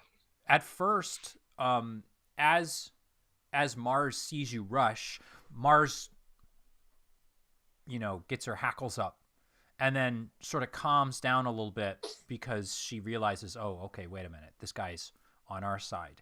And then she trots over as you kneel down beside Vesper. How are you going to help your good buddy out? This is 1918. I'm just going to slap him across the face a couple times, see if I can wake him up. It's funny that you say that, because the description in the book for this is that intelligent creatures passing through this mine restricting wall fall unconscious or until they are slapped awake or See? or damaged. So that is the good old-fashioned hand slap. Vesper, you come out of it. Is he doing it nicely like this, or Well, I was thinking more along the lines like of airplane? whack. Just yeah. I've had bad experiences swinging my arm really hard on my desk before, like knocking things over. So you are now. Monty says that you are awake, and if Monty says you're awake, you're awake. All right, I scramble up and like pull my knife from my boot, and I like look towards. I look behind where I was struck by this unknown thing. Vesper, it's okay. We took care of it. Goatsworth and his goons are gone. I flip into my doorway vision, and I just cast around. Do I get like traces of where these doors have opened, or is it just kind of active doorways? Looking around, what you see is the ghostly faint image that's now fading. And I'm gonna. Can I? Oh, go ahead. Let me just hear what you're going to say first. No, I don't know. It may affect what I'm going to say. I see we're at an impasse. Well, all right, I'll shoot then. I want to try and open it with some powder and do a thing. Like expand your horizons, or are you trying to slow time and space down? Are we able to open doorways with powder? It's funny that you mention this, because one thing that you had kind of forgotten about is that there were several blends that you received. And until now, you've only used them a few times, but until now, everyone is just sort of, and I was going to remind you of this, but everyone has just been using it to slow time and space. But you had been given a few, just a limited amount, enough to get you, theoretically, open a doorway and go back and forth. So, reaching into your bag, and we didn't go through this really elaborately, but I'm going to say it was explained to you, because obviously, at that moment, someone would have explained to you that this is the way that it works. There are two blends there. One to slow time and space, and another which will get you, and I was always picturing this in my head, 3 and 3. So 3 time space slowings, distortions, and 3 door openings. I want to take just a little quarter of a doorway opening, because I really just want to open enough to like slip my hand in. Or to look inside. I'm going to award you an XP for that, because I had actually been thinking like, oh, they could just take like one big quantity of it or whatever, and then that opens one doorway. But I never thought about opening a smaller one. So give yourself an XP. Thank you. Take a small little dose. And I'm like kneeling down at the exact area that I can see this trace of the doorway. And I want to just like pull it open slightly to get enough to see inside of it. And then I have to look at something. Tell me what you're looking at before I give you the reaction. While he's doing that, go ahead. I want to look around and see what the other people are doing, in particular, the guy reading the newspaper. The guy reading the newspaper is still reading the newspaper. Does it look like he's noticed anything? Yes. It looks like he's looking over at you as you're looking at him. He looks behind him now, as if there's something going on behind him. And he looks down at his newspaper. He chuckles, and then he goes back to reading it. All right. Did you think of what you want to do, Vesper? Yes. Yeah, I just want to like pull it open and give it the old eye and just get a quick perception of what I see there. But what I'm trying to do is just like find an area like whether it's ground next to a rock, if it's in a building. Right. I see what you're saying. So you just want to orient yourself and kind of figure out where you are. Okay, cool. Do me a favor. And because this is a cool idea, but it's something maybe new and unexpected here, I want you to make a roll to see if you can get that little... I want to amend. Yeah. Because I want to work quickly and quietly, like to not be detected in case I can. So what I'm going to do is I'm going to open it, I'm going to look, and I'm going to take my action, which is distance viewing, and I'm going to create a invisible immobile sensor at the location that I have previously visited or viewed. Drop it there and slam it shut. Right. So it's like tossing a grenade into a room and slamming the door shut. It's just going to appear at the point I'm perceiving. But yes, that kind of idea. Okay. And so what does this do? Does it give you a constant transmission back, or does it for like give you an hour? Once I concentrate, I can see, hear, and smell through my sensor. Nothing beyond what's normal, but I can just in a place I've seen see, hear, and smell. Oh, see, hear, and smell. Okay. All right. Go ahead and make a roll for this and tell me how you're going to sort of focus yourself enough to just get that little bit in. And what page is this on? This is on 130. It's called distance viewing. Got it. Go ahead.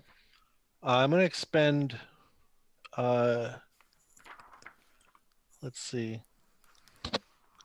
So this costs 5 int points. Yeah. So if I'm expending effort, that's just like a separate thing. It's just another expenditure for my pool. Yeah, so you would take 5 int points, but then you would have to, if you want to expend effort on this, you'd take more in addition to that. But your edge cuts into that 5 points, by the way. I was going to say, you have, what's your edge in int? In intellect? 3. Okay, so that's one, so that's just a free level of effort right there. That's, okay, does that count as me expending effort on that then?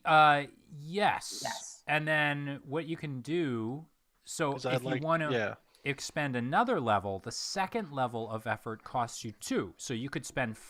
Okay, so first of all, on the outside of your int, you have 3 edge. So that's 1 level right there. Automatically, you're going to get a level of eased, right? Then you spend 5 points of your intellect pool for, the actual ability itself. If you want, you can spend 2 more points, which would count as a second level to ease the task. But the edge also reduces the cost of the power. So the power actually only costs 2 now. No, because that would mean that you're using it for... But then you're using it for the power and for a free level of effort. So you're getting twice as much. Do you understand? Yeah, but that's the way I read that it was supposed to work, but... Right, whenever your edge always reduces the cost of any power, and so you use it twice. Once when you're comparing the cost of the power, and once when you're comparing the cost of effort. Is that what it says? I will take your word for it. I will absolutely take your word for it. We will look it up, but that's no problem. Right. So we'll say that. Essentially, 2 points on a 5 level or 5 cost with an edge of 3. Yeah. To cast it, it only costs me 2. 2. Yep. And then a second level? Effort costs whatever. Costs 0. Okay, so then I'm going to do 2 levels of effort. Okay, so the second one is 2. So 4. So 4 points and I can do it. All right, cool. And I don't... Ladies and gentlemen, things are tense here as a person who very accurately reads the rules faces off against the game master, but I like this. I feel like... Okay. All right. I want to smell what's going on. Yeah. I have no assets or skills that apply here, I don't think. Give it a roll and let's see what happens. Right. Let's 3 levels. Do this. Natural 20. All right, ladies and gentlemen. So with the natural 20, you're able to do it. You're also able to get a major effect from this. So I have an idea for a major effect, but you can tell me if there's something in particular you want. I have an idea. Yeah. He only smells farts. Yes, I only smell the farts. I have an idea. Yeah. I still like set it and slam it shut. Yep. And I kind of, my character in the real world sort of like stands up, but is just beholden in place. Yep. But then spiritually, I am the sensor and able to move around in this area in Vagaver. I like this a lot. That's actually pretty cool. So, indeed, your friends who are around and helping you, aiding you at least by slapping you very lightly,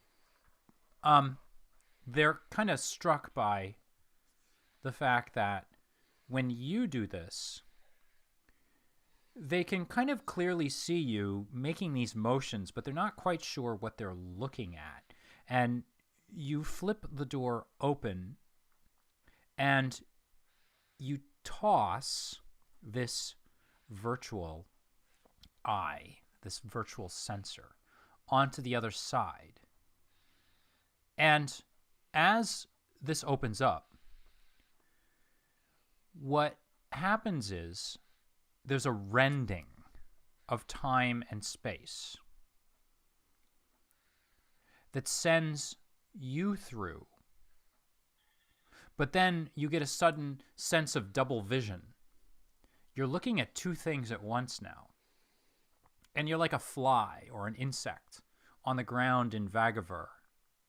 And you can hear what is most definitely the screams of Coatsworth as he just barrels through what is the equivalent of the lawn of the archives back in Tremontaine, which is what the Boston Public Library is back in Vagaver.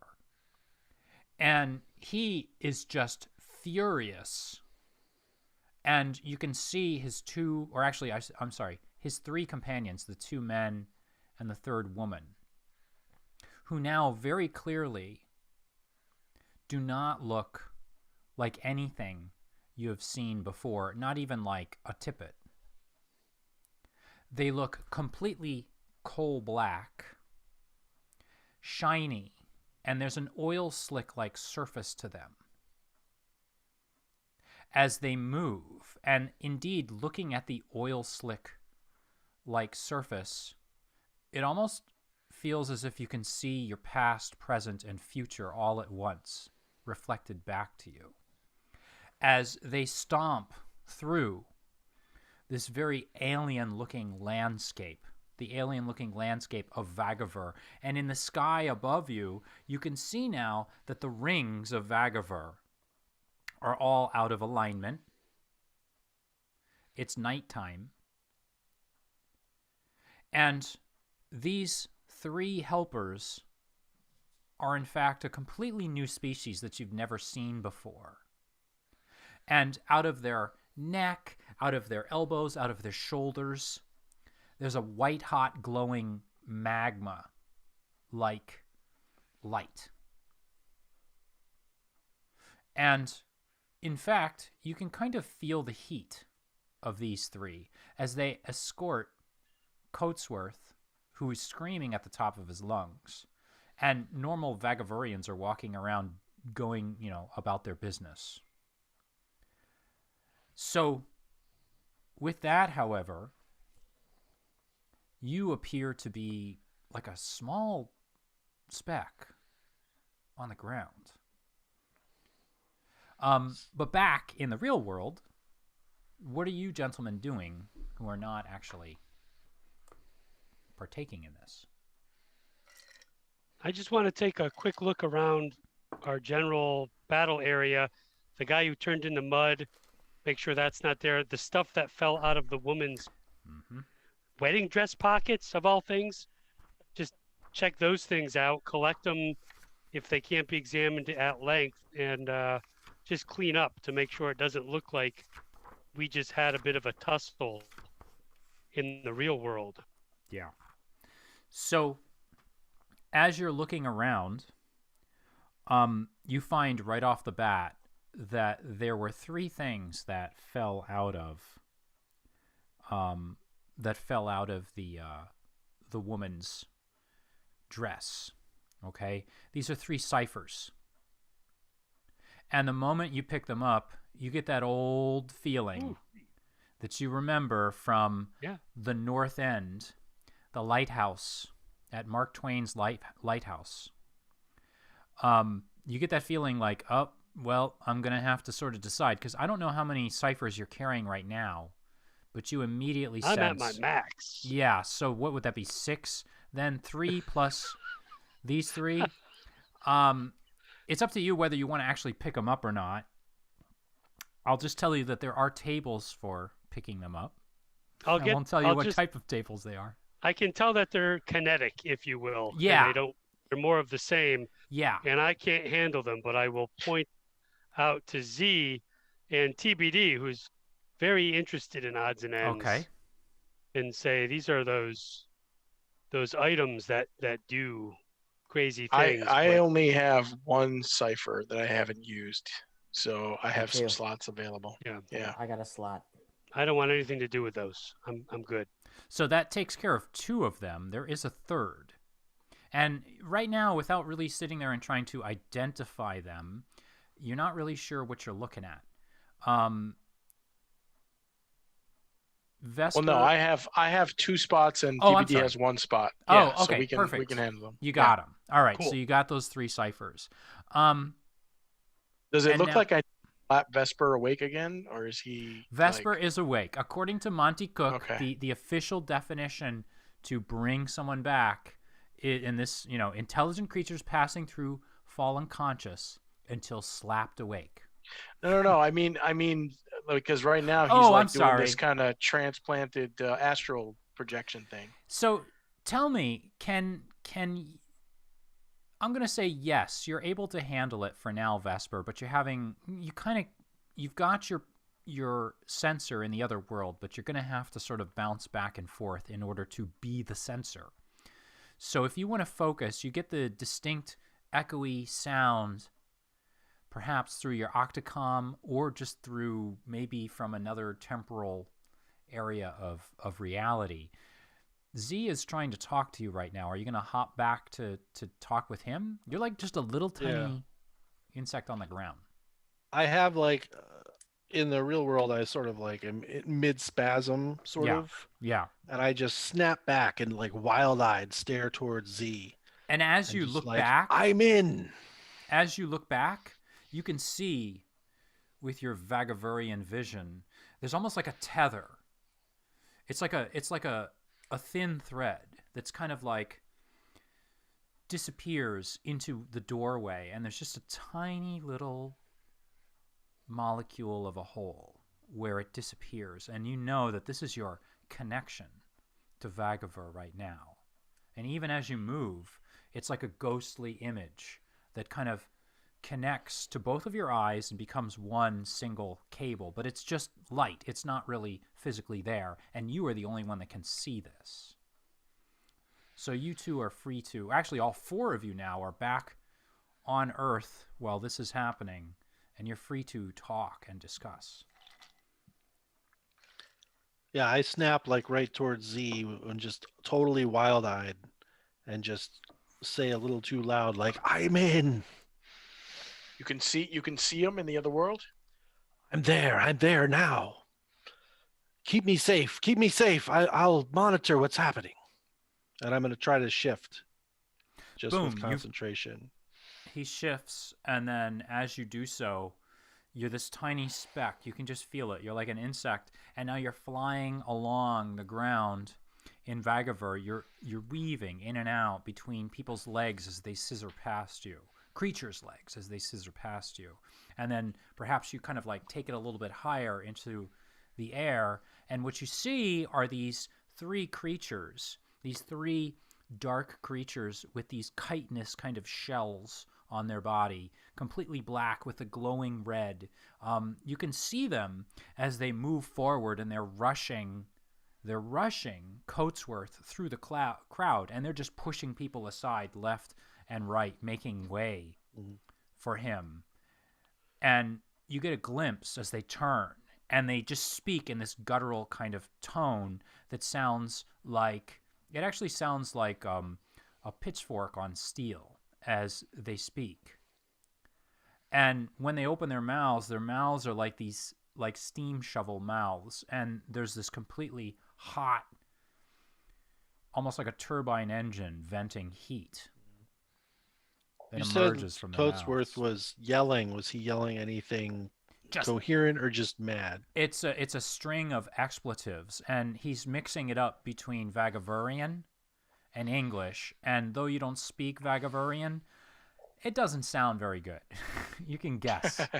He's probably using a lot. And now he's starting to weave through, and you're following him as he moves through. And as a matter of fact, even as you look off toward what would be the north end, you can see that lighthouse in the darkness kind of spinning lazily and slowly.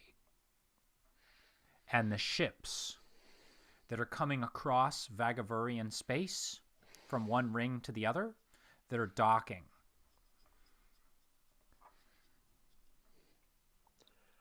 I feel like I just need to stay with him and see. We have this unprecedented chance to kind of find where he might be going, or he might say something.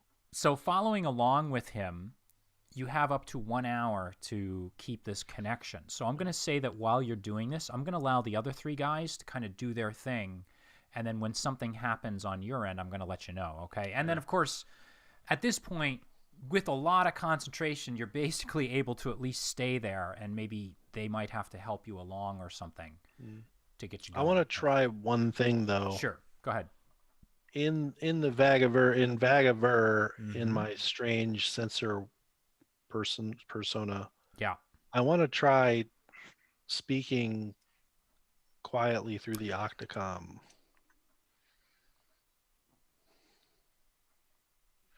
I like this. Go ahead, and what are you going to say?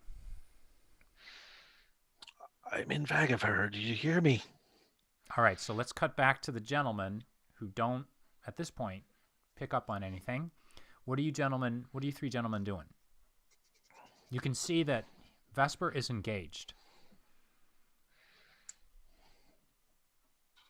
We should probably haul him back to the car and at least be ready to do something should the need arise. I don't know if it makes any sense to head back to the Sunshine House or wait until Vesper gives us information. I think we should also have, since we have the chance, maybe speak to the guy reading the newspaper. He is not human and had some sort of awareness of what just happened.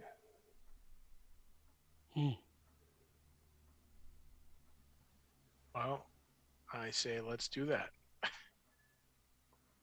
So how are you going to approach the gentleman with the newspaper then?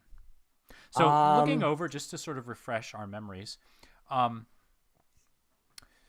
he's a very respectable looking gentleman dressed in very nice crisp hat and a beautifully tailored, perfectly fitting for the time 1918 suit. He's reading the morning paper, sitting in the sunshine, the bright wintry sunshine of November 11th. The light, just as it hits him, it just reminds you of how well put together this gentleman is. He's very pleasant looking. And as you approach him, it's almost like he knows you're approaching. He closes his newspaper very politely, the way you would do when someone approaches you, snapping it a few times and then folding it a few more times into quarters, and then setting it on the side of the bench next to him. He takes his hat off, as you do when you speak with someone else, and he smiles. And you can tell that this is a man that's confident and full of perhaps humor. But he looks right at you, Dietrich, being the one so intent on speaking with him. And he waits. Okay. As we're walking, I want to reach into the pocket and pull out the business card that we were given. And as I approach, when I get there, I'm going to say, hello, my name is TBD, and kind of flash the card at him and say, who are you? He looks down at the card, leans forward, and he tips his head and extends his hand as if to say, do you mind? He wants to take a look at the card, and he politely takes it. He flips it once, flips it twice. Now, I'm not sure if you remember, but I gave everybody an option about what they wanted to be printed on this card, and I unfortunately don't remember. Do you remember what you wanted printed on your card? No, it's fine. Remember. But that's totally fine. Yeah. He recognizes whatever it was that you wanted to be seen.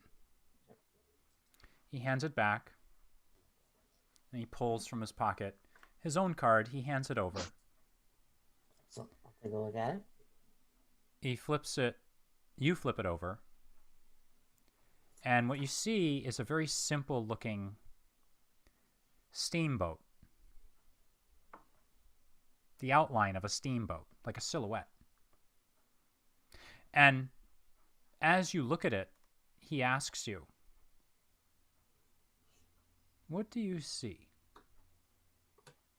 I can never see it myself. Only others can see it. What do you see? That's interesting. I see a steamboat. Is that a common answer? I've heard that before. Okay. He takes it back. Is that what you want to show? He just chuckles. I don't want it to show anything in particular, but for some reason others can see the symbol and I cannot. Sometimes they see a frog. Sometimes they see a straw hat. Sometimes they see a steamboat. I'm sure someday I'll meet someone that sees something else. But for now, that is what most people see. Okay. Where are you from, my friend? From New York, actually. He nods. I am actually, on the other hand, from Missouri. Missouri, okay. My name is Jim. What's your name? He extends his hand. Thomas.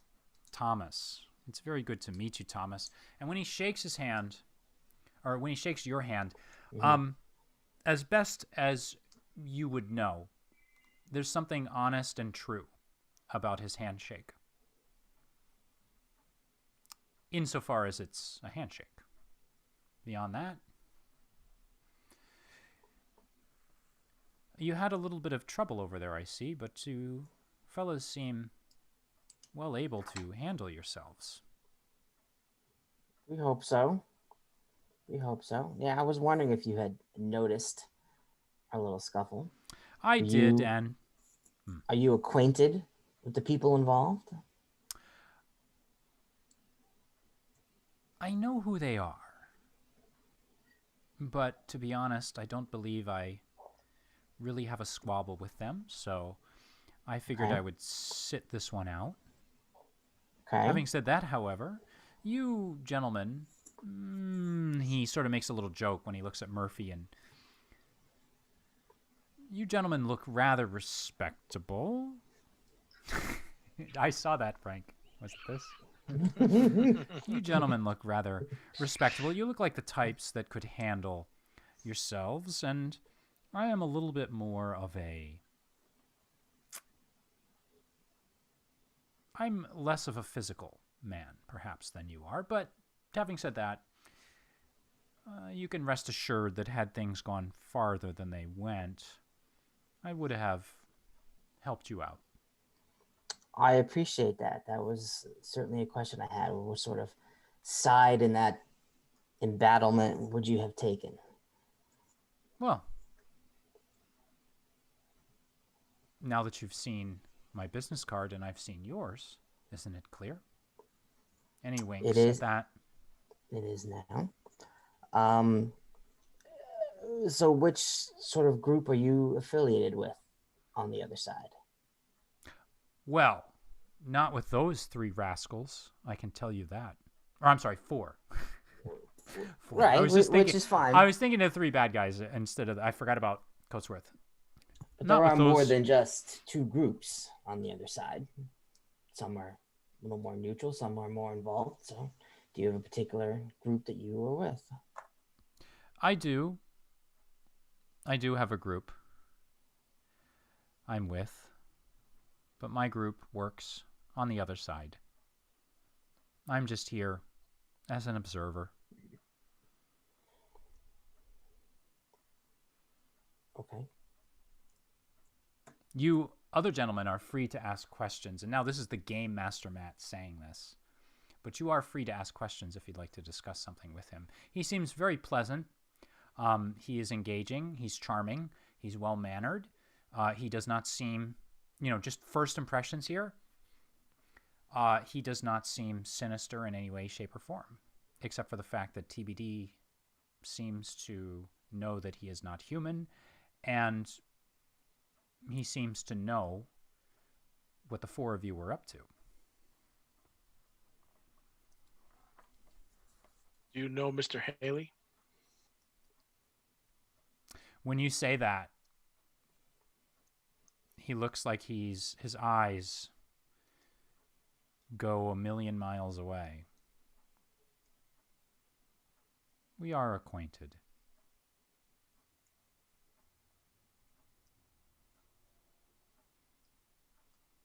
Can he be trusted? Oh, he can be trusted. He can be trusted as much as I can be trusted. And he chuckles with that. And if I said that in a sinister manner, I did not mean for it to come across as sinister. He seems, again, completely peaceful, kind, not threatening at all. And of this Coatsworth, do you know him? I know of Coatsworth. However, again, I'm merely an observer over here. I'm not really meant to interfere. I am the eyes of those I work with and work for in Vagavar. So we know that he runs on Earth the Ward and Watch Society. Watch and Ward, yes, I'm Watch and familiar Ward. with those con men. But what is that faction on Vagavar? Watch and Ward? Oh. Double view.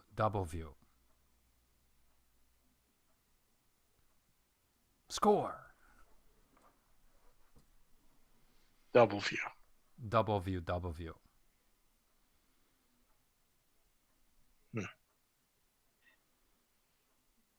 Would they be procuring any chemicals from Earth to bring to Vagavar? Chemicals? Not that I am aware of. What chemicals are you talking about? Something called ECP. Might just be ethanol, but it could be more. It could be something used in the powder. ECP. I've heard could be that encephalopowder that your friend there was using earlier. Are you saying that produced here and sent to Vagavar? I wasn't aware of that, but perhaps it could be. I suppose it is theoretically possible. Though I've never heard of it being done. I do know, from what I understand, the Transportation Guild and several other factions all vie for what is sometimes known as a substance called vasen. Vasen is encephalopowder by another name, but vasen is the raw form of this substance that is mined beneath the rings of Vagavur, on the underbelly of the rings of Vagavur, specifically on BRooD. It's one of the rarest, if not the rarest, and most valuable substance known between our two realms. If someone is producing it here, or creating it here, well, the implications of that could be quite profound. But really, in all of these years, how could anyone produce vasen, encephalopowder by another name, on their own? How would that be possible? Surely that's not possible.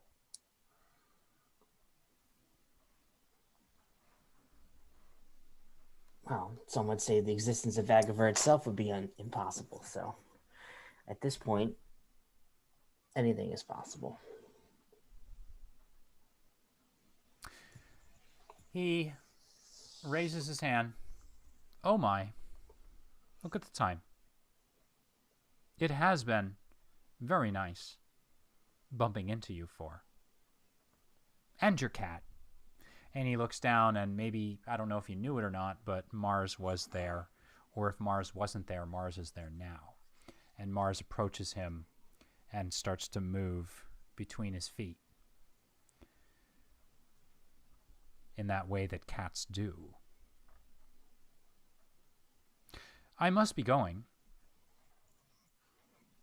And when he says that, he looks at each and every one of you. And you get a sense in all of your heads. And he doesn't speak it out loud, but it comes on your octocom. But if you need any help, please do let me know. I'm always around. Thank you. He smiles. You're welcome. And then with that, he tucks the newspaper folded into quarters under his arm, and he strolls off. And the four of you are left here on the lawn of the Boston Public Library.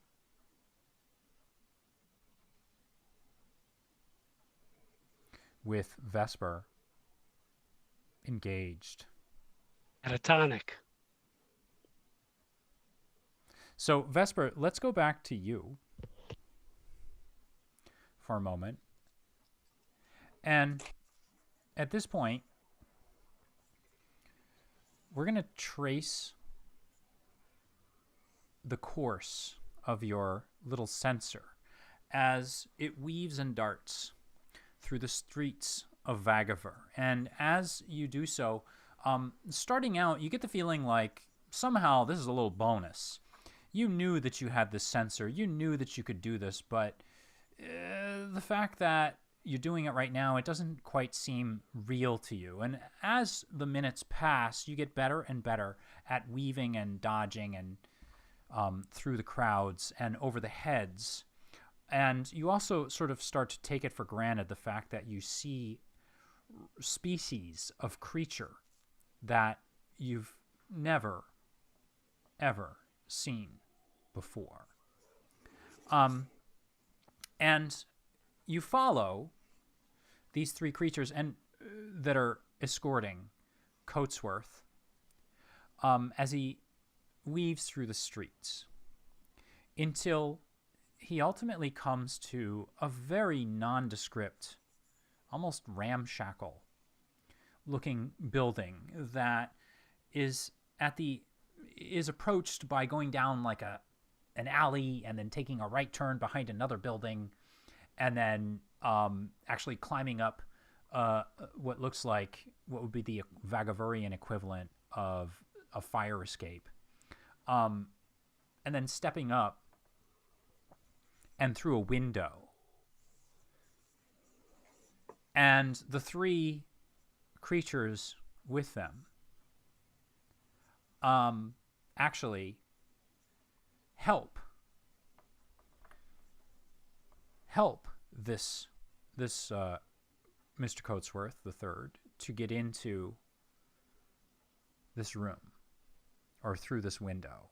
And as they climb in and through, they slam the window shut behind them. And now you're kind of hovering off, like I'm going to say 30 or 40 feet away. And until this point, you haven't been spotted by anyone, but I don't know if you're concerned at all about being spotted or if this thing takes on a physical manifestation or what. But if you want to look through that window... Absolutely. I don't feel like I am an entity. I am just a point of observation. So I'm not deterred by thinking I'll be spotted. So as you move in closer and closer, you peek in through the window.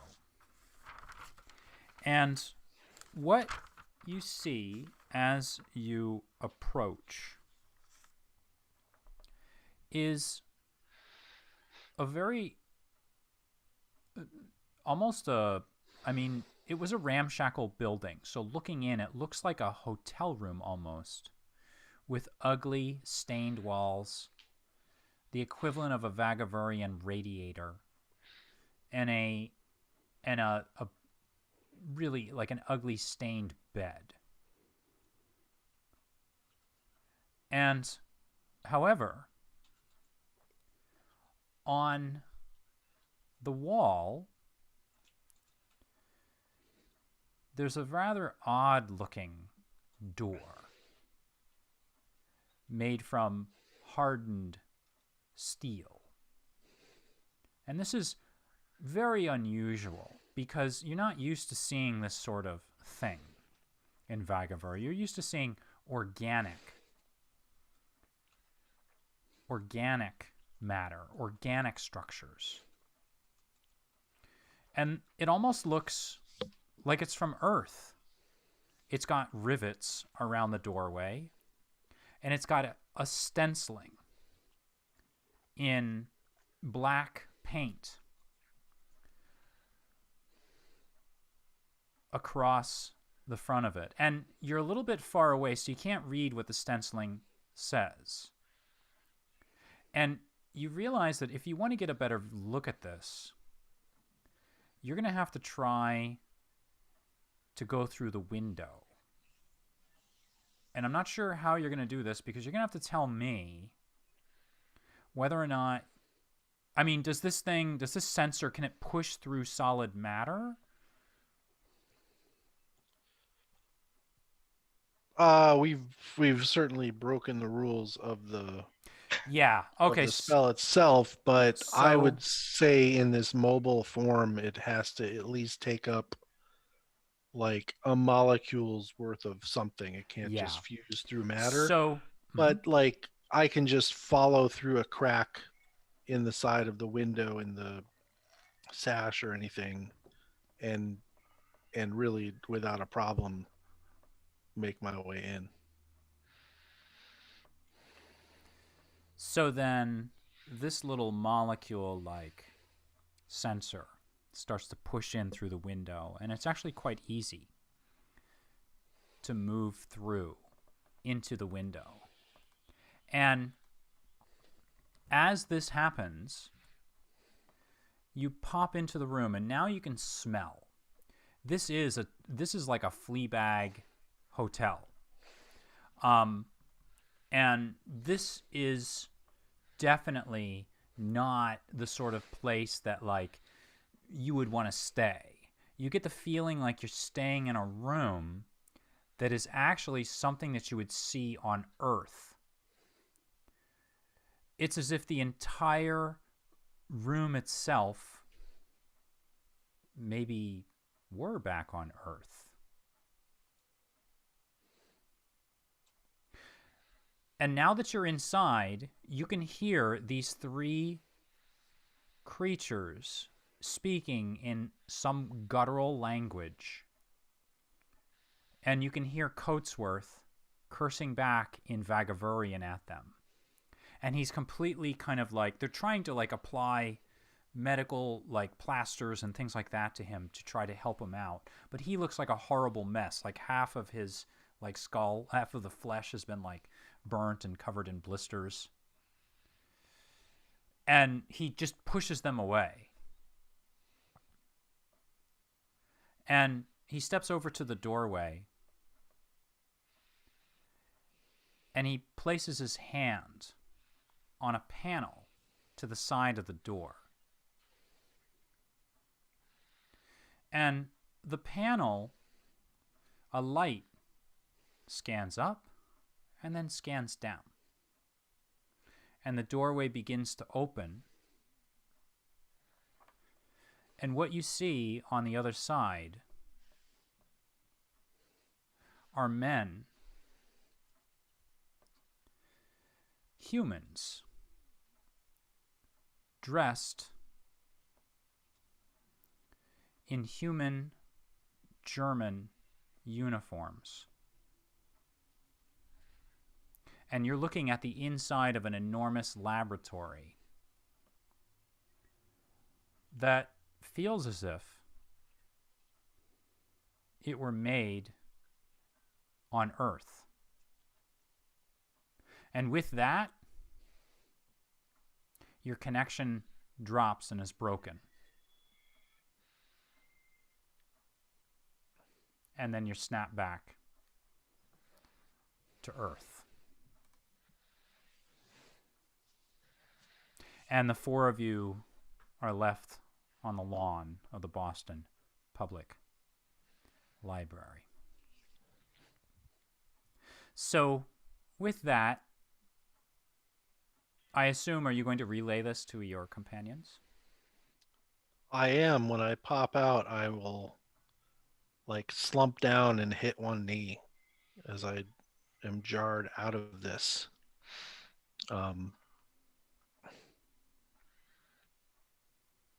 And just, I think my first expression would be, the Great War will rage on.